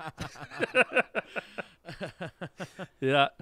Chris LePage is saying Smokin' Joe is one of the 5 best guitarists that's ever lived. True. I agree with him doubt. 100%. Hometown boy done good. Mary Pickle's saying she can't wait for tomato pie. Terry McNally says she invites over 100 people or more to every 12 North show, and maybe, if we're lucky, we get 15 of those people to show up. Bingo. She's right. Bingo. Yep. She's right. And actually, the McNallys are one of the ones two of the people who show up consistently. So hats off to them. Yep. They are like true supporters of things in this area, and we love them for that. Yeah. But it's just sad. Like I wish there was more people like them. Yeah. What can you do? Hey, just keep plugging away, though. That's what you can do. Like, that's what you can do on your podcast. Just keep playing. As long as you do it and keep putting out content. And some shows we get, 200 views, and some shows we get 5,000 views. Right. And, you can't get and this is the conversation I have with Drama a lot, because he'll get down about it. Like, only 50 people watch the show. Dude, don't worry about it. Yeah. Don't worry. Just keep putting out content. And make sure it's good, of course. Just keep putting it out, and the numbers will eventually come. It doesn't really matter. Stop getting fixated on the numbers. You know what I get fixated on? People chiming in. That's what I like. Yep. I like the interaction. Yeah. That's the engagement is what means it to me. There could be, I'd rather have 3 people watching but commenting than 5,000 people watching and nobody's saying a word. And it adds to the fun of the show. And it adds to the fun of the show. They become part of the show, and that's what we want, Yep. I agree with that. That's something we have to work on ours, because we don't do anything live. Ours is all recorded and then put out after. Because we edit ours. We take like 20-minute breaks in the middle of it, and we're like, okay, we got to get that out of there. And there's been a couple times where, like, Jamie one night had this mysterious sneezing attack that lasted for like an hour and a half. Wow. And we're like, we got to get that out of there. So we do some editing on them. But see, that's a bit here. Yeah. But but by the time we do all that, and it's usually like the next day. And we don't get a lot of comments on ours. I wish we did get more. So it's fun though. Like I feel like sometimes when a show's going slow, but you got the interaction and it just changes the whole vibe of the show. Oh, I can imagine. Like the comments really help. They do. Like what was it? Monday we had was it Monday that we had the discussion about the '80s TV shows? Yeah, I don't know. With Tommy Drama. I don't know. I can't remember anything. But it was it might have been even last week, but it was great because everybody was chiming in and it was fun. Last week, it made it an enjoyable show. Yeah. Well, we used to say it all the time, but when we first started doing this and we didn't have the text line set up or anything, we'd be talking. We're like, hey, is anybody listening? I don't know, but we'll just have fun with it. Just have fun with just it roll with it. And that's the most important thing. You're absolutely right. Just as long as you're having fun with it and you're not worried about making money and you're not worried about, this is a waste of my freaking time. Then you don't have to worry about it. So yeah, there you go. I'm enjoying it, and this is something I'll be doing for the rest of my life. So I got 2 things to do before. Do you guys still do the breaks or not the breaks or? No, we don't really ever do breaks. No, we also cut the show short too. Yeah, I know 5. We only do it till 5 o'clock. That's why I looked. I'm like, holy shit! I got a butter lamb to make, and I got to show you this thing. Okay. Yeah. Show us the thing. All right, let me get the thing. All right, get the thing.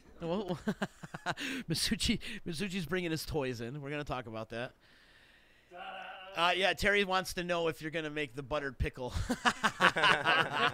And she also says much love. We love you too, Terry. Thanks for all the support throughout the years. The buttered pickle. So, yes, he brought his it was kind of in the shot there. Oh, this? Well, it's not. That's not in the shot, but when you walked in. Oh, was it? No. So this, sorry, Z, I can no longer even see you. It's okay.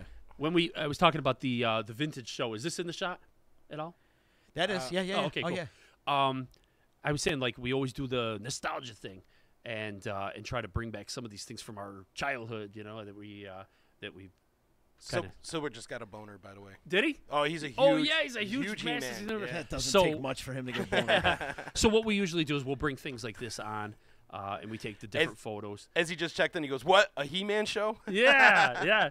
Actually, that was 2 or 3 ago. Yeah, man. Oh, you gotta see his collection. Oh boy. Yeah. He's got a whole room dedicated to He-Man, and the other side is all She-Ra. The She-Ras are his. The He-Mans are his wife. I know so many guys that collect those She-Ras, and it's like, it's a little weird. But hey, who am I to say? We got some stuff. Hey, he's a little weird.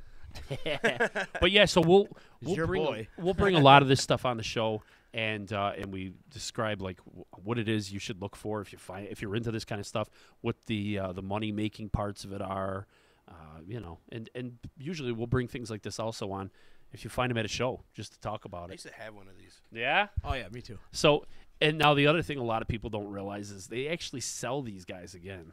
Do they really? Yeah. And I brought it on to show you. This is the old style guy, right? Let me take him out of the bag. Let me take him out of the bag here. So they used to have like this guy, Stratos, right? You remember this guy? Oh, yeah. Remember? Yeah. No. Yeah. He's like, I don't remember any of this no shit. So idea. they used to have that, and then if you wanted to go hot and heavy into it, they had like the the variants of it. So, see the difference? Now, what was his name again? Stratos. So you got the difference, the different colored jetpacks. Which one's worth more? I don't think either of these is really worth that much more. You would think maybe one would be worth more than the other. They're kind of not grossly more. But then they started coming out with the new stuff because there's so many people that are still into this shit. So this is like the new figures that they came out with, right? So a little bit different. Bigger. Much bigger, a lot more How articulated. many of these guys do you have? Move at the elbows. All of them.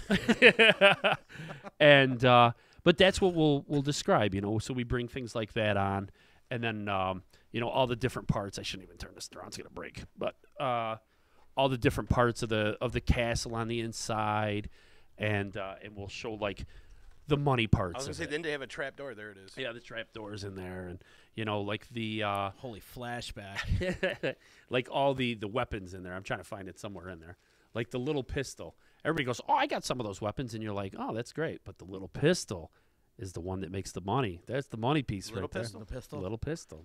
Yeah. So if you ever want to know things about like collectibles, any of this kind of stuff, Star Wars. Any of that stuff. G.I. Joe. We're all over that stuff. So now, which is better, the G.I. Joe, the old big figures, or the 1980s like action figures? I'm gonna tell you, it's hard to tell because there's so many people that collect the new stuff, but there's the older generation that still holds on to those 60s G.I. Joes, and what's better? I don't know. I didn't know if one was worth more than the other. Or well, there's money pieces in both, to be honest with you. But the funny thing is it's like following generations and seeing how people are either like losing interest or dying off. And it's almost the same as like the military stuff. Military stuff was huge for years, like World War II stuff. And now you start to see like, well, those collectors are all starting to get into their 80s and 90s, and they're either passing away or going into nursing homes, or their kids are inheriting those collections and selling them off. And it's the same with a lot of the toys. For a while, like the metal tin toys, everybody had those. And like, oh, those are really cool. Now you can't give those damn things away. Nobody gives a shit about those metal toys anymore. And kind of the same thing is starting to happen a little bit, not quite as quickly, but with the 60s G.I. Joes. Those weren't ones we grew up with. Right. This kind of stuff. So even looking back like 2 years ago, Star Wars, by and large, like late 70s, early 80s, got really, really hot about 4 years ago. It was really kicking. And then all of a sudden it started dying down just a bit. It's still huge.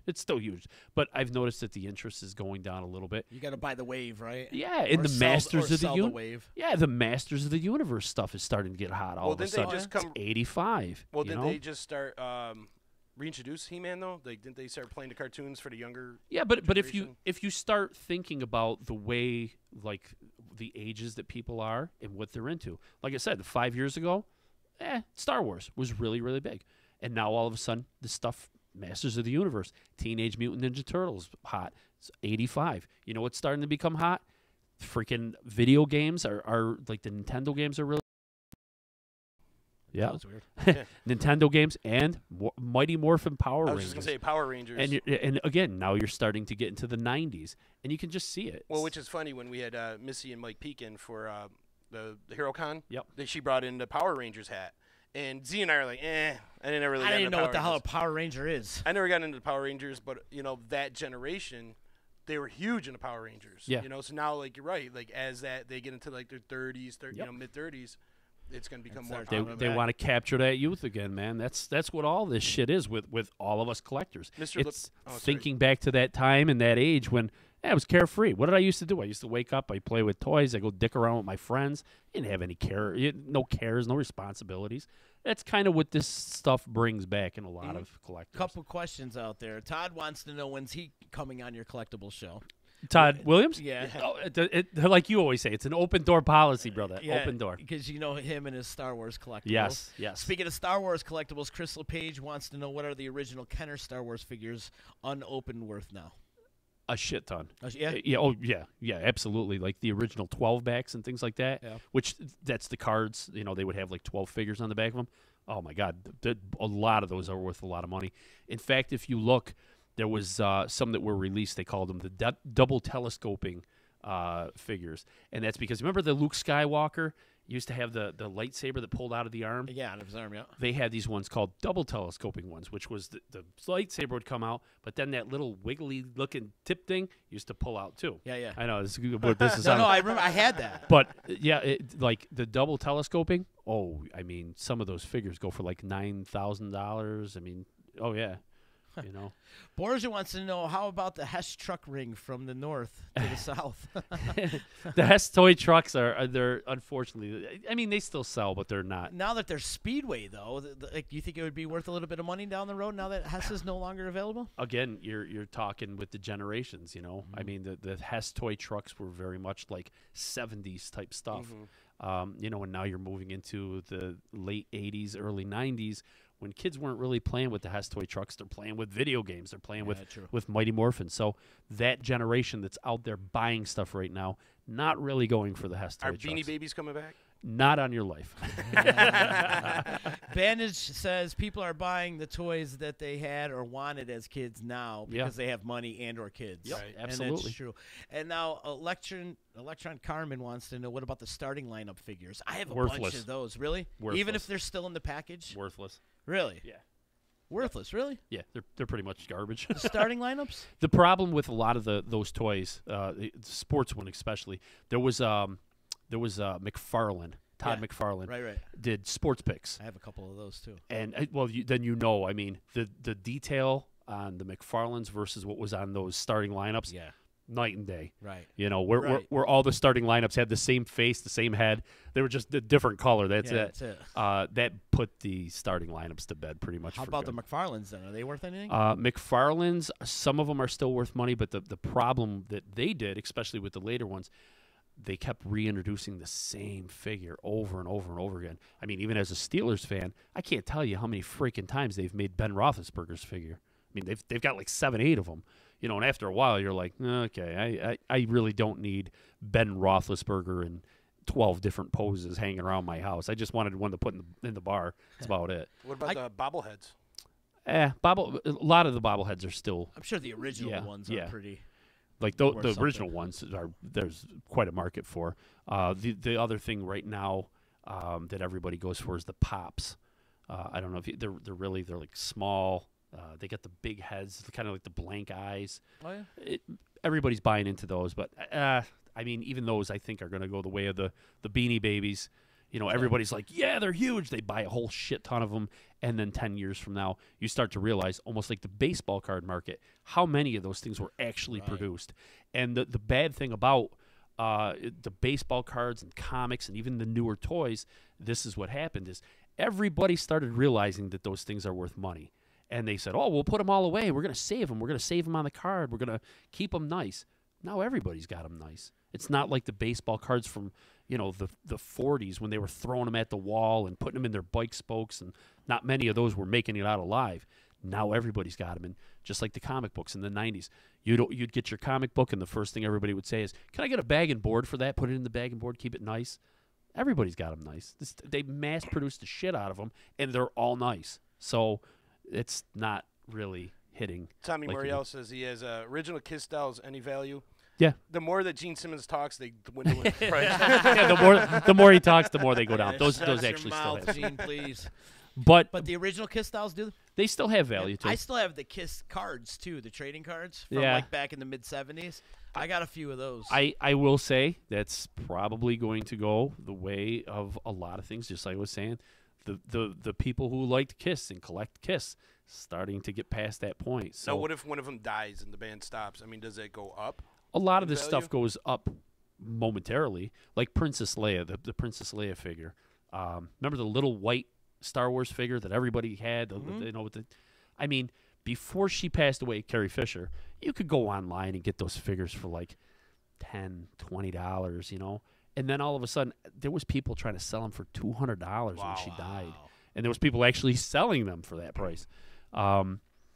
You know, so, and now the market on her has cooled down a little bit. So yeah, you will get a little jump in the price, and you will be able to sell real quick, but it's a very short window. very Terry's short saying one of her sons has a bunch of Dale Earnhardt figures in packages, and he's had it before his death.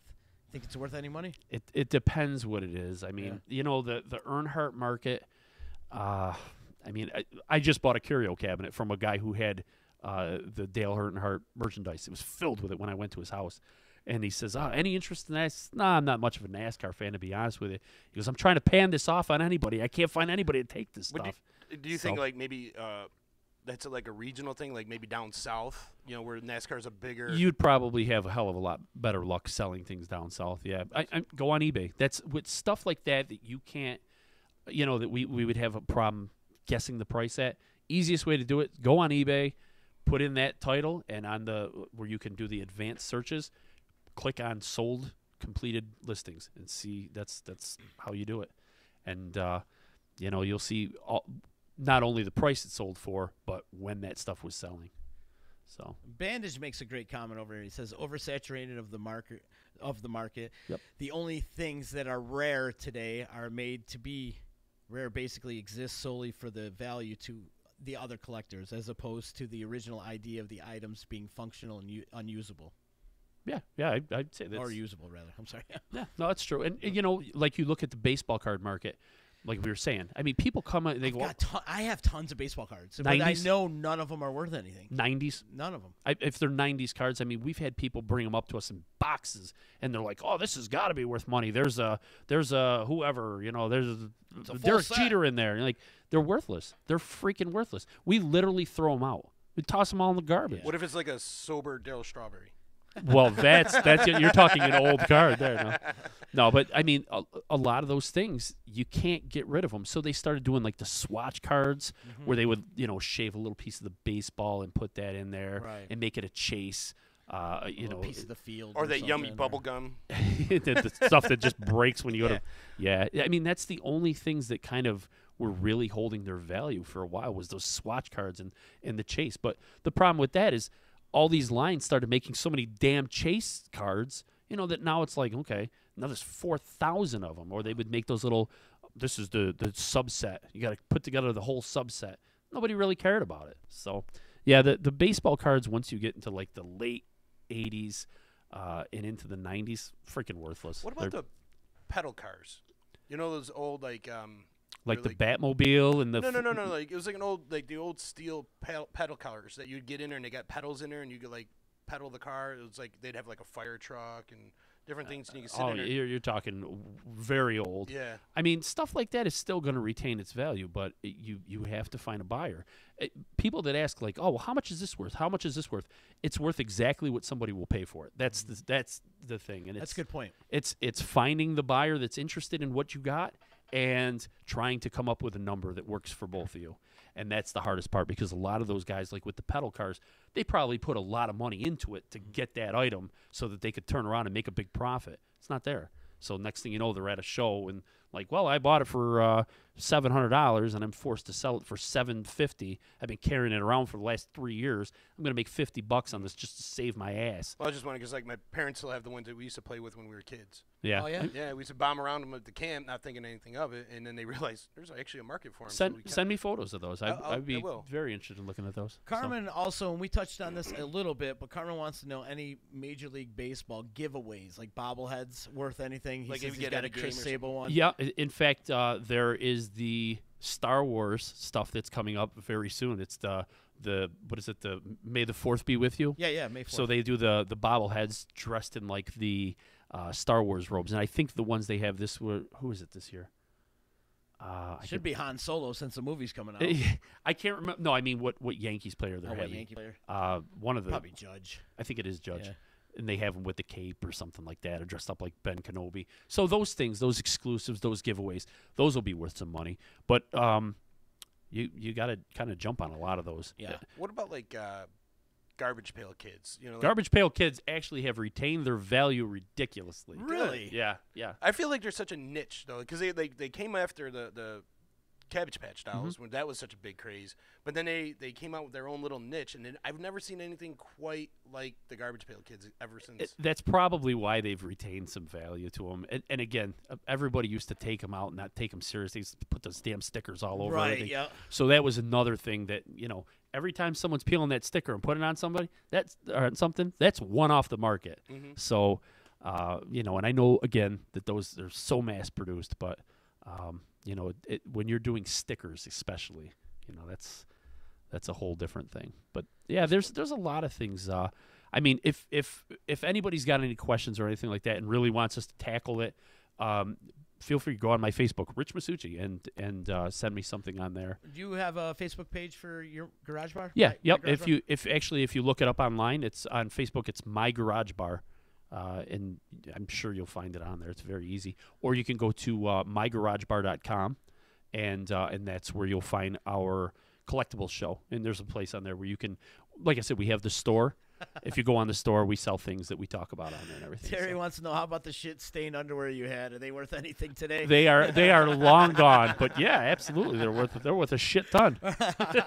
Shit ton. No, we got like 20 minutes left in the show. Do you want to try to get attempting on this butter lamb? I want to work do you on a wanna butter save lamb. it for tomorrow, or because tomorrow we got some activities. Do we got some activities? Well, tomorrow also we have Jay Sumner coming on right around 3 o'clock to talk about Tomato Pie Day, which is happening on Saturday. And also our good friends from Simple Props will be in, and they're going to perform a little bit for us. I think tomorrow we might have to go an extra long. I was just going to say, we might have to extend tomorrow's show a little bit longer than normal. Well, you got the D-line, right? At 6. Well, maybe we could go to like 5:30 or something like that. Yeah. So, and then you're putting this challenge up to Barney Vanderwood. Yeah, well, actually, I was just thinking of something because I'm just throwing out Connect 4. He's actually one that has experience with the butter lamb.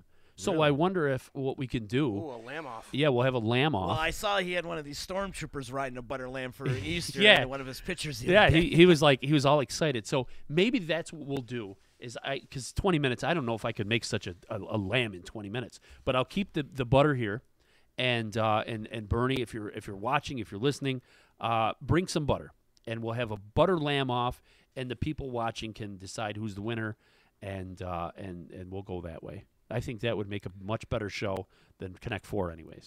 But we have to figure out something that he would better drunk operator. Drunk operator?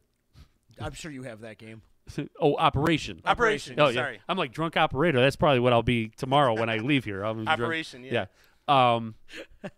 Yeah, I think I do have operation somewhere in there. I'm having a flashback of our St. Patty's Day party last year, and you're like, Moss, come pick me up.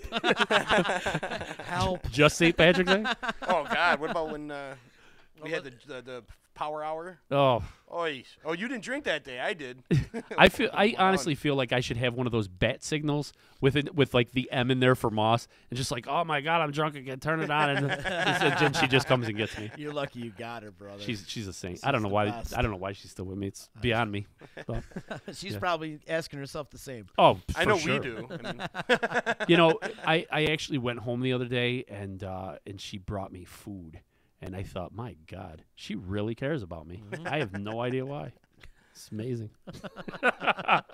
But yeah, so I'm gonna leave this here. Look at that. That's how excited I was. I got a toothpick. There's a ghost. The wind. I'm telling you, the wind is whipping. I'm glad you locked that door because the door would be flying open left and right now. I got a toothpick that I was planning on holding my butter lamb together with. Okay. So I'm gonna put this in that cooler over there. Yeah, there's a refrigerator or a cooler or whatever. Yeah. However. And Vanderwood, I challenge you to a butter lamb off. But you might want to get it out of the fridge earlier tomorrow, though, because, right, don't you need a little melty? I don't know. I don't know anything about a butter lamb. Have you done any research on it? No. No, you're just going to try to whip one up? Yeah. We should get some jelly beans for eyes. Ooh. Black jelly beans or maybe. something. Maybe. Or raisins. Or raisins. Or chocolate chips. Oh, yeah. I'm not sure really go to butter more and unhealthy chocolate route. chips Yeah, is that great. But. I love chocolate chips in my butter. Goes great. Can we deep fry the butter when we're done? There you go. Yeah.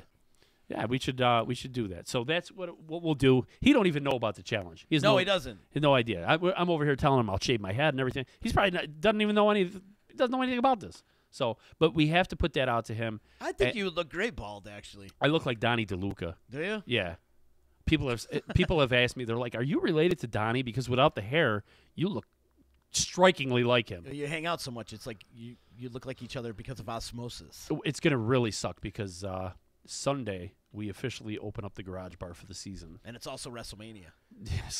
so I don't know if I can go in on the first day of garage bar season looking like Donnie. That might be a I don't know. fashion faux pas. People, I think you look like the Chantix guy never quit smoking. Thank you. Perfect. But yeah, so we'll do the butter off, and then maybe I know you got a full show, but maybe if I can sneak in that 30-second clip of beside the Sun's music, we'll do that too. Well, if we don't get shut down.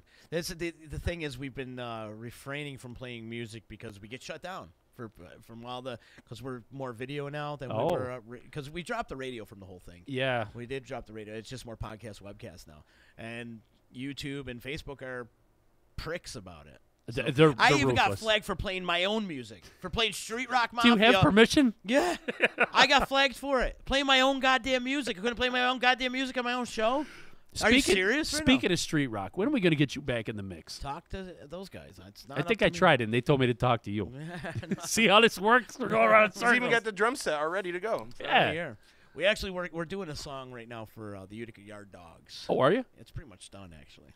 See? So I got to put it together. But as far as gigs go, I don't know if that's what's going to happen. It's tough. We'll talk off air. Yeah. We'll talk off air. I don't want to air out our laundry. Again, I mean, we already did that in the first part of the show. Yeah. Aired out the laundry? No, it just get we're getting reacquainted with Massucci the first part of the show. It's very weird looking at the clock, being like, oh my god, they only got 15 minutes. It's 5 o'clock. I got to tell you too. It's better this way, though. You shorten it up a little bit, and then Yeah. you're not really struggling for more content. Yeah. And stuff. I like it better being 2 hours and 3 hours. There was some days when we would do it before when I was like, oh my god, we got another hour to go. What the hell are we It going to would talk? drag on, yeah. What are we going to talk about? What have we already talked about? Nothing for 2 hours. And you can see not much has changed. That's great. Other than the studio. No, you guys did a hell of a job down here. It looks great. Thank you. Looks really good. And it's deceiving because when I watch on the Facebook page, just the way everybody's looking, I'm like, damn, they must have like a little table, like a table set up. But is he over there? I kind of know where he is. He's got to be like way against the other wall. It's hard to figure out. So I'm glad I stopped in and I saw it. Yeah, I'm glad you stopped. You know you could stop at any time. Yeah, well, I get around. You have One of my biggest problems now is that thing outside my truck. Yeah. Death trap. Oh, yeah? It's a death trap. Oh, God, yeah. I got my, I don't even know if I should say this. There ain't no cops listening. There's no cops. Well, you never know. I got my inspection from like a wink and a nod kind of thing, and it probably shouldn't have been. So the tires are shot. And the suspension's about to go. And I'm just a cheap bastard. I don't want to put no money into it. I actually had to pay for a brand new transmission last year. And it killed me. I'm like, oh, my God, $1,300 for a transmission. And then like 3 days later, like, well, you need more. I'm like, what? So, yeah. So now it's just kind of phasing itself out. And I'm driving down here today, and the wheel's shaking. Like every time I hit a bump, I can feel the car just pulling. I'm like, oh, my God. I hope I don't kill myself or anybody else in this damn thing. You drive that sumbitch right into the ground. Oh, God, yeah. Yeah. Like every other car I or own. right into Sylvan Beach. I don't know, one of the other. That's the other place that died. Yeah. I always do that, man. Everybody's like, gets real like, oh, man, I got the nicest car. I got this. And I'm like, I just got that, and I don't know. I just drive it. I don't really give two shits about a car. It's What you had to put a transmission? I mean, how many gears do you need? Yeah, well, I tried to. But the car, I went to Sylvan Beach, and I pulled in right along the canal. And, of course, I had Erica's parents in the car with me. Oh, nice. So, and they're used to their other floorboards and. Oh well, no, their other son-in-law at one point was like, I think he was working for NASA or some craziness, but he's got a little bucks and he had like 2 or 3 houses up along the coast. Me, not so much, I'm wearing like the same clothes I've had for like the last 20 years and shit. So of course the car dies when they're in the back seat, and I can't even drop the thing in the reverse to back up away from the canal. So I just had to everybody out. Push. We're calling freaking AAA. Oh, it was great. We're getting the ride back. I'm like, yeah, I suck. I really do. Everything I own is shit. I suck. Yeah, I blew a transmission in a truck that I had when I was going to school out in Herkimer. Yeah. So I had to drive it back in first gear all the way back from Herkimer. Oh, that man. sucked. Wow. Yeah, people were pissed when they were coming up behind me. I could imagine. Well, I'd be pissed. Let me ask you, there's got to be some people that know cars out there, right? I know nothing. I'm just clueless. I'm as dumb as they come when it comes to a car. So they told me I needed new bearings in the rear passenger, and that there must be like a tie rod suspension or some shit. Both sides were cracked. Ooh. So, like I said, it shifts, and it's like I'm on a boat. It just goes where it wants to. And I got to find someone that knows. Will that kind of stuff catch on fire? Because when I was driving down now, I don't think it catches on fire now. something stunk. It smelled like it smelled like something was on fire. And I was just like, I just need to park this car and get out of it for a little while. You and got to see my boy Jared Pesnick. Oh, yeah, I should. Yeah, yeah. It's like automotive. He's my go-to guy mechanic-wise. My go-to. I've been going to him for years and years. That's right. And he's always been so reliable and he cost went to efficient.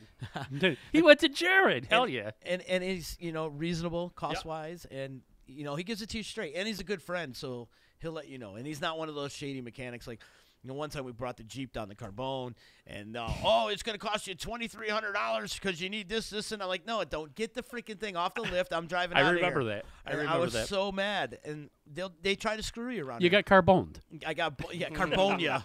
Carbonia is more like it. Yeah. But Jared, very reputable, and he's a great man, and he will fix it up. So hit him up. Excellent. Hit him Excellent. up. It's right there on Main Street. In Either that or New he'd be York like, Hills. dude, get rid of this piece of shit. He'll probably tell me that. He'll probably say the best thing you could do is junk it. Buy a new one. Get some duct tapes and zip ties. We got this. Held together with duct tape and zip ties. About right. Terry's saying you may lose a wheel or two. You never know. I'm surprised I haven't already. It's a death trap. I might not be on tomorrow's show, and if that's the case, I'm probably still stuck on the arterial here. Call Uber. I should call Uber. I never thought of that.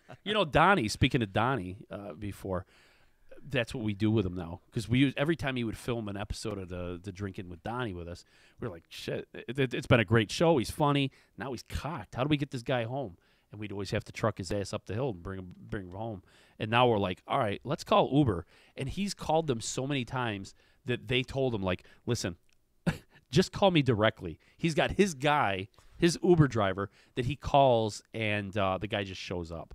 It's like 2, 3 o'clock in the morning. That's his guy, and he just like throws him a 20 and like, take me wherever. And the guy drives him all over the city. Oh, wow. Yeah. That's So good. maybe that's what I have I'm to do. surprised you don't have like an Uber stand out in front of that garage.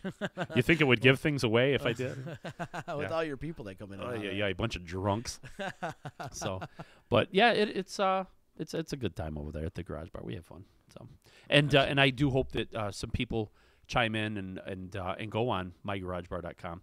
I got to give a big thank you to Jacob Dockstader, because he's Fuck actually him. Yeah, fuck that guy. No, he's actually one of the ones that kind of put a lot of that stuff together. So he was the one that told you to get away from us? No. Fuck those guys. No, No, he was actually the one that was like, what I want to do, because he was really on board with the toy collecting show. That's what he wanted to do, and he's like, dude, I want to do one so bad that if you want to go in on it with me, I'll pay to have it done. And I was like, wow, that's awesome. So you got to do a toy collectibles video, though. You got to do a video, and you can't really display anything on a podcast. That's a big thing. We're really looking at trying to get the cameras.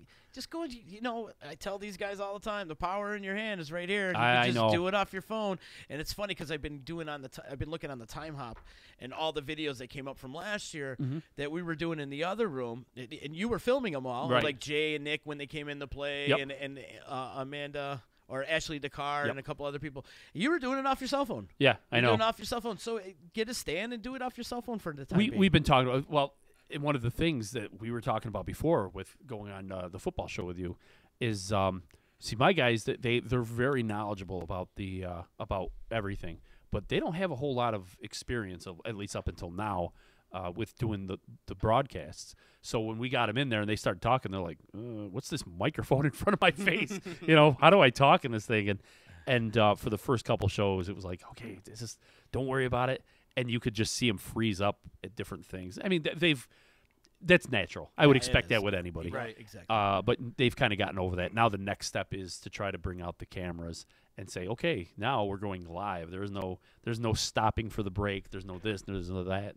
And I think that's another little hurdle because they're looking at it like, wow, live. That's to have people watching us, especially when you have your trolls that come on and we had start a ton talking of them today, shit. I'll tell you. Yeah. Oh, a ton of them. Yeah, you'll see when. Oh, I can't you'll wait. see all the- Did they crush me on there? No, not at all. Why not? There are couch trolls. Oh. I ignore most of them and just kind of.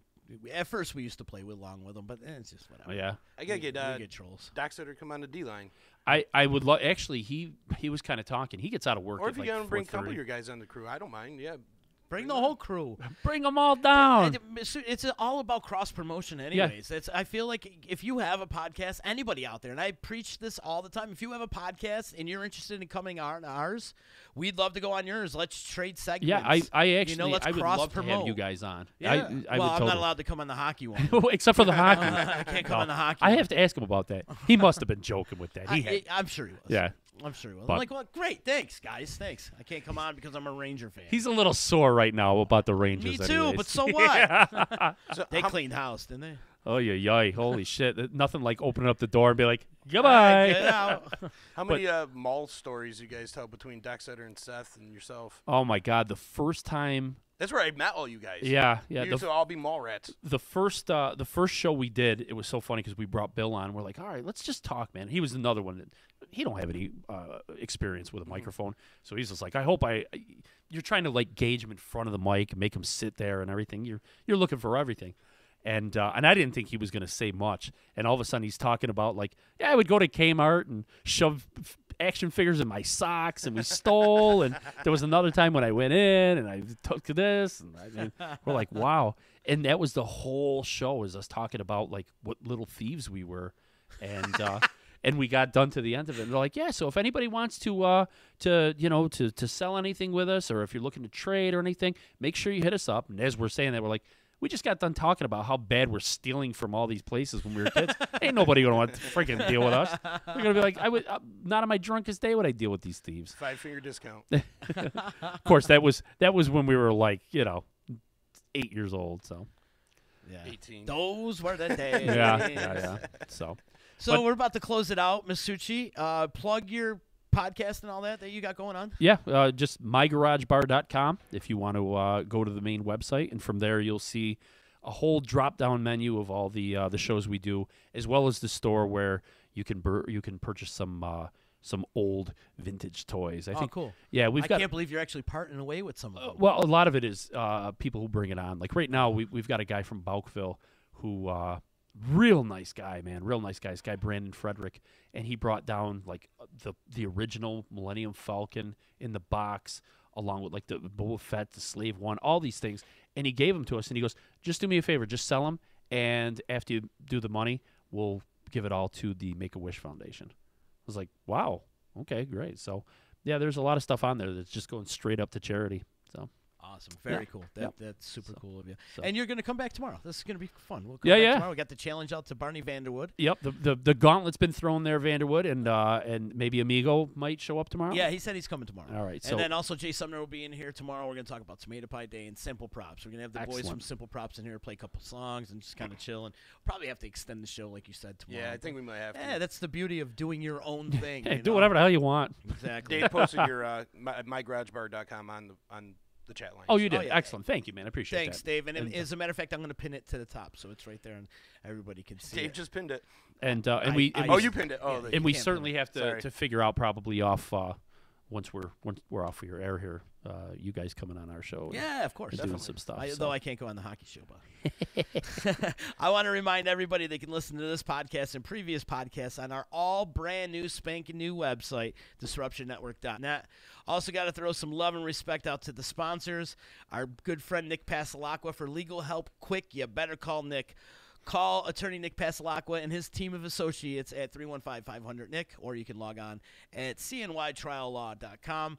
Also, when it comes to owning a home and buying a home in the Mohawk Valley, you got to have faith. You got to have faith. Call them today, 315-735-2222, and you can log on to centralnewyorkhomes.com for a complete and accurate up-to-date listing. Steve Ponte Volkswagen, got to give some love and respect out to those guys. Stop down to their showroom at 5046 Commercial Drive in Yorkville and see why it's easy to do business with Steve Ponte Volkswagen. StevePonteVolkswagen.net on the World Wide Web. And last but certainly not least, our good friend Josh Amodio at Priceless Inspection. Call Josh today if you're looking to put your home on the market, or if you're buying a home, or even if you want to update your home. Josh will do all of that for you. Call him today, 315-525-8725. A good quality home inspection is priceless.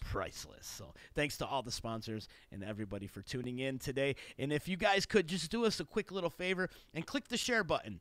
Share this video, share it out there, spread it around. Also subscribe to our YouTube channel and like us on Facebook. We got an EC Radio page. We got a D-Line page on Facebook, and Disruption Network, of course, and also the Garage Bar, and a lot of stuff to like on Facebook, and follow us on Twitter, Instagram, and you can listen to this on iTunes and Google Play and Spotify and all the streaming platforms that are out there for podcasts. DisruptionNetwork.net.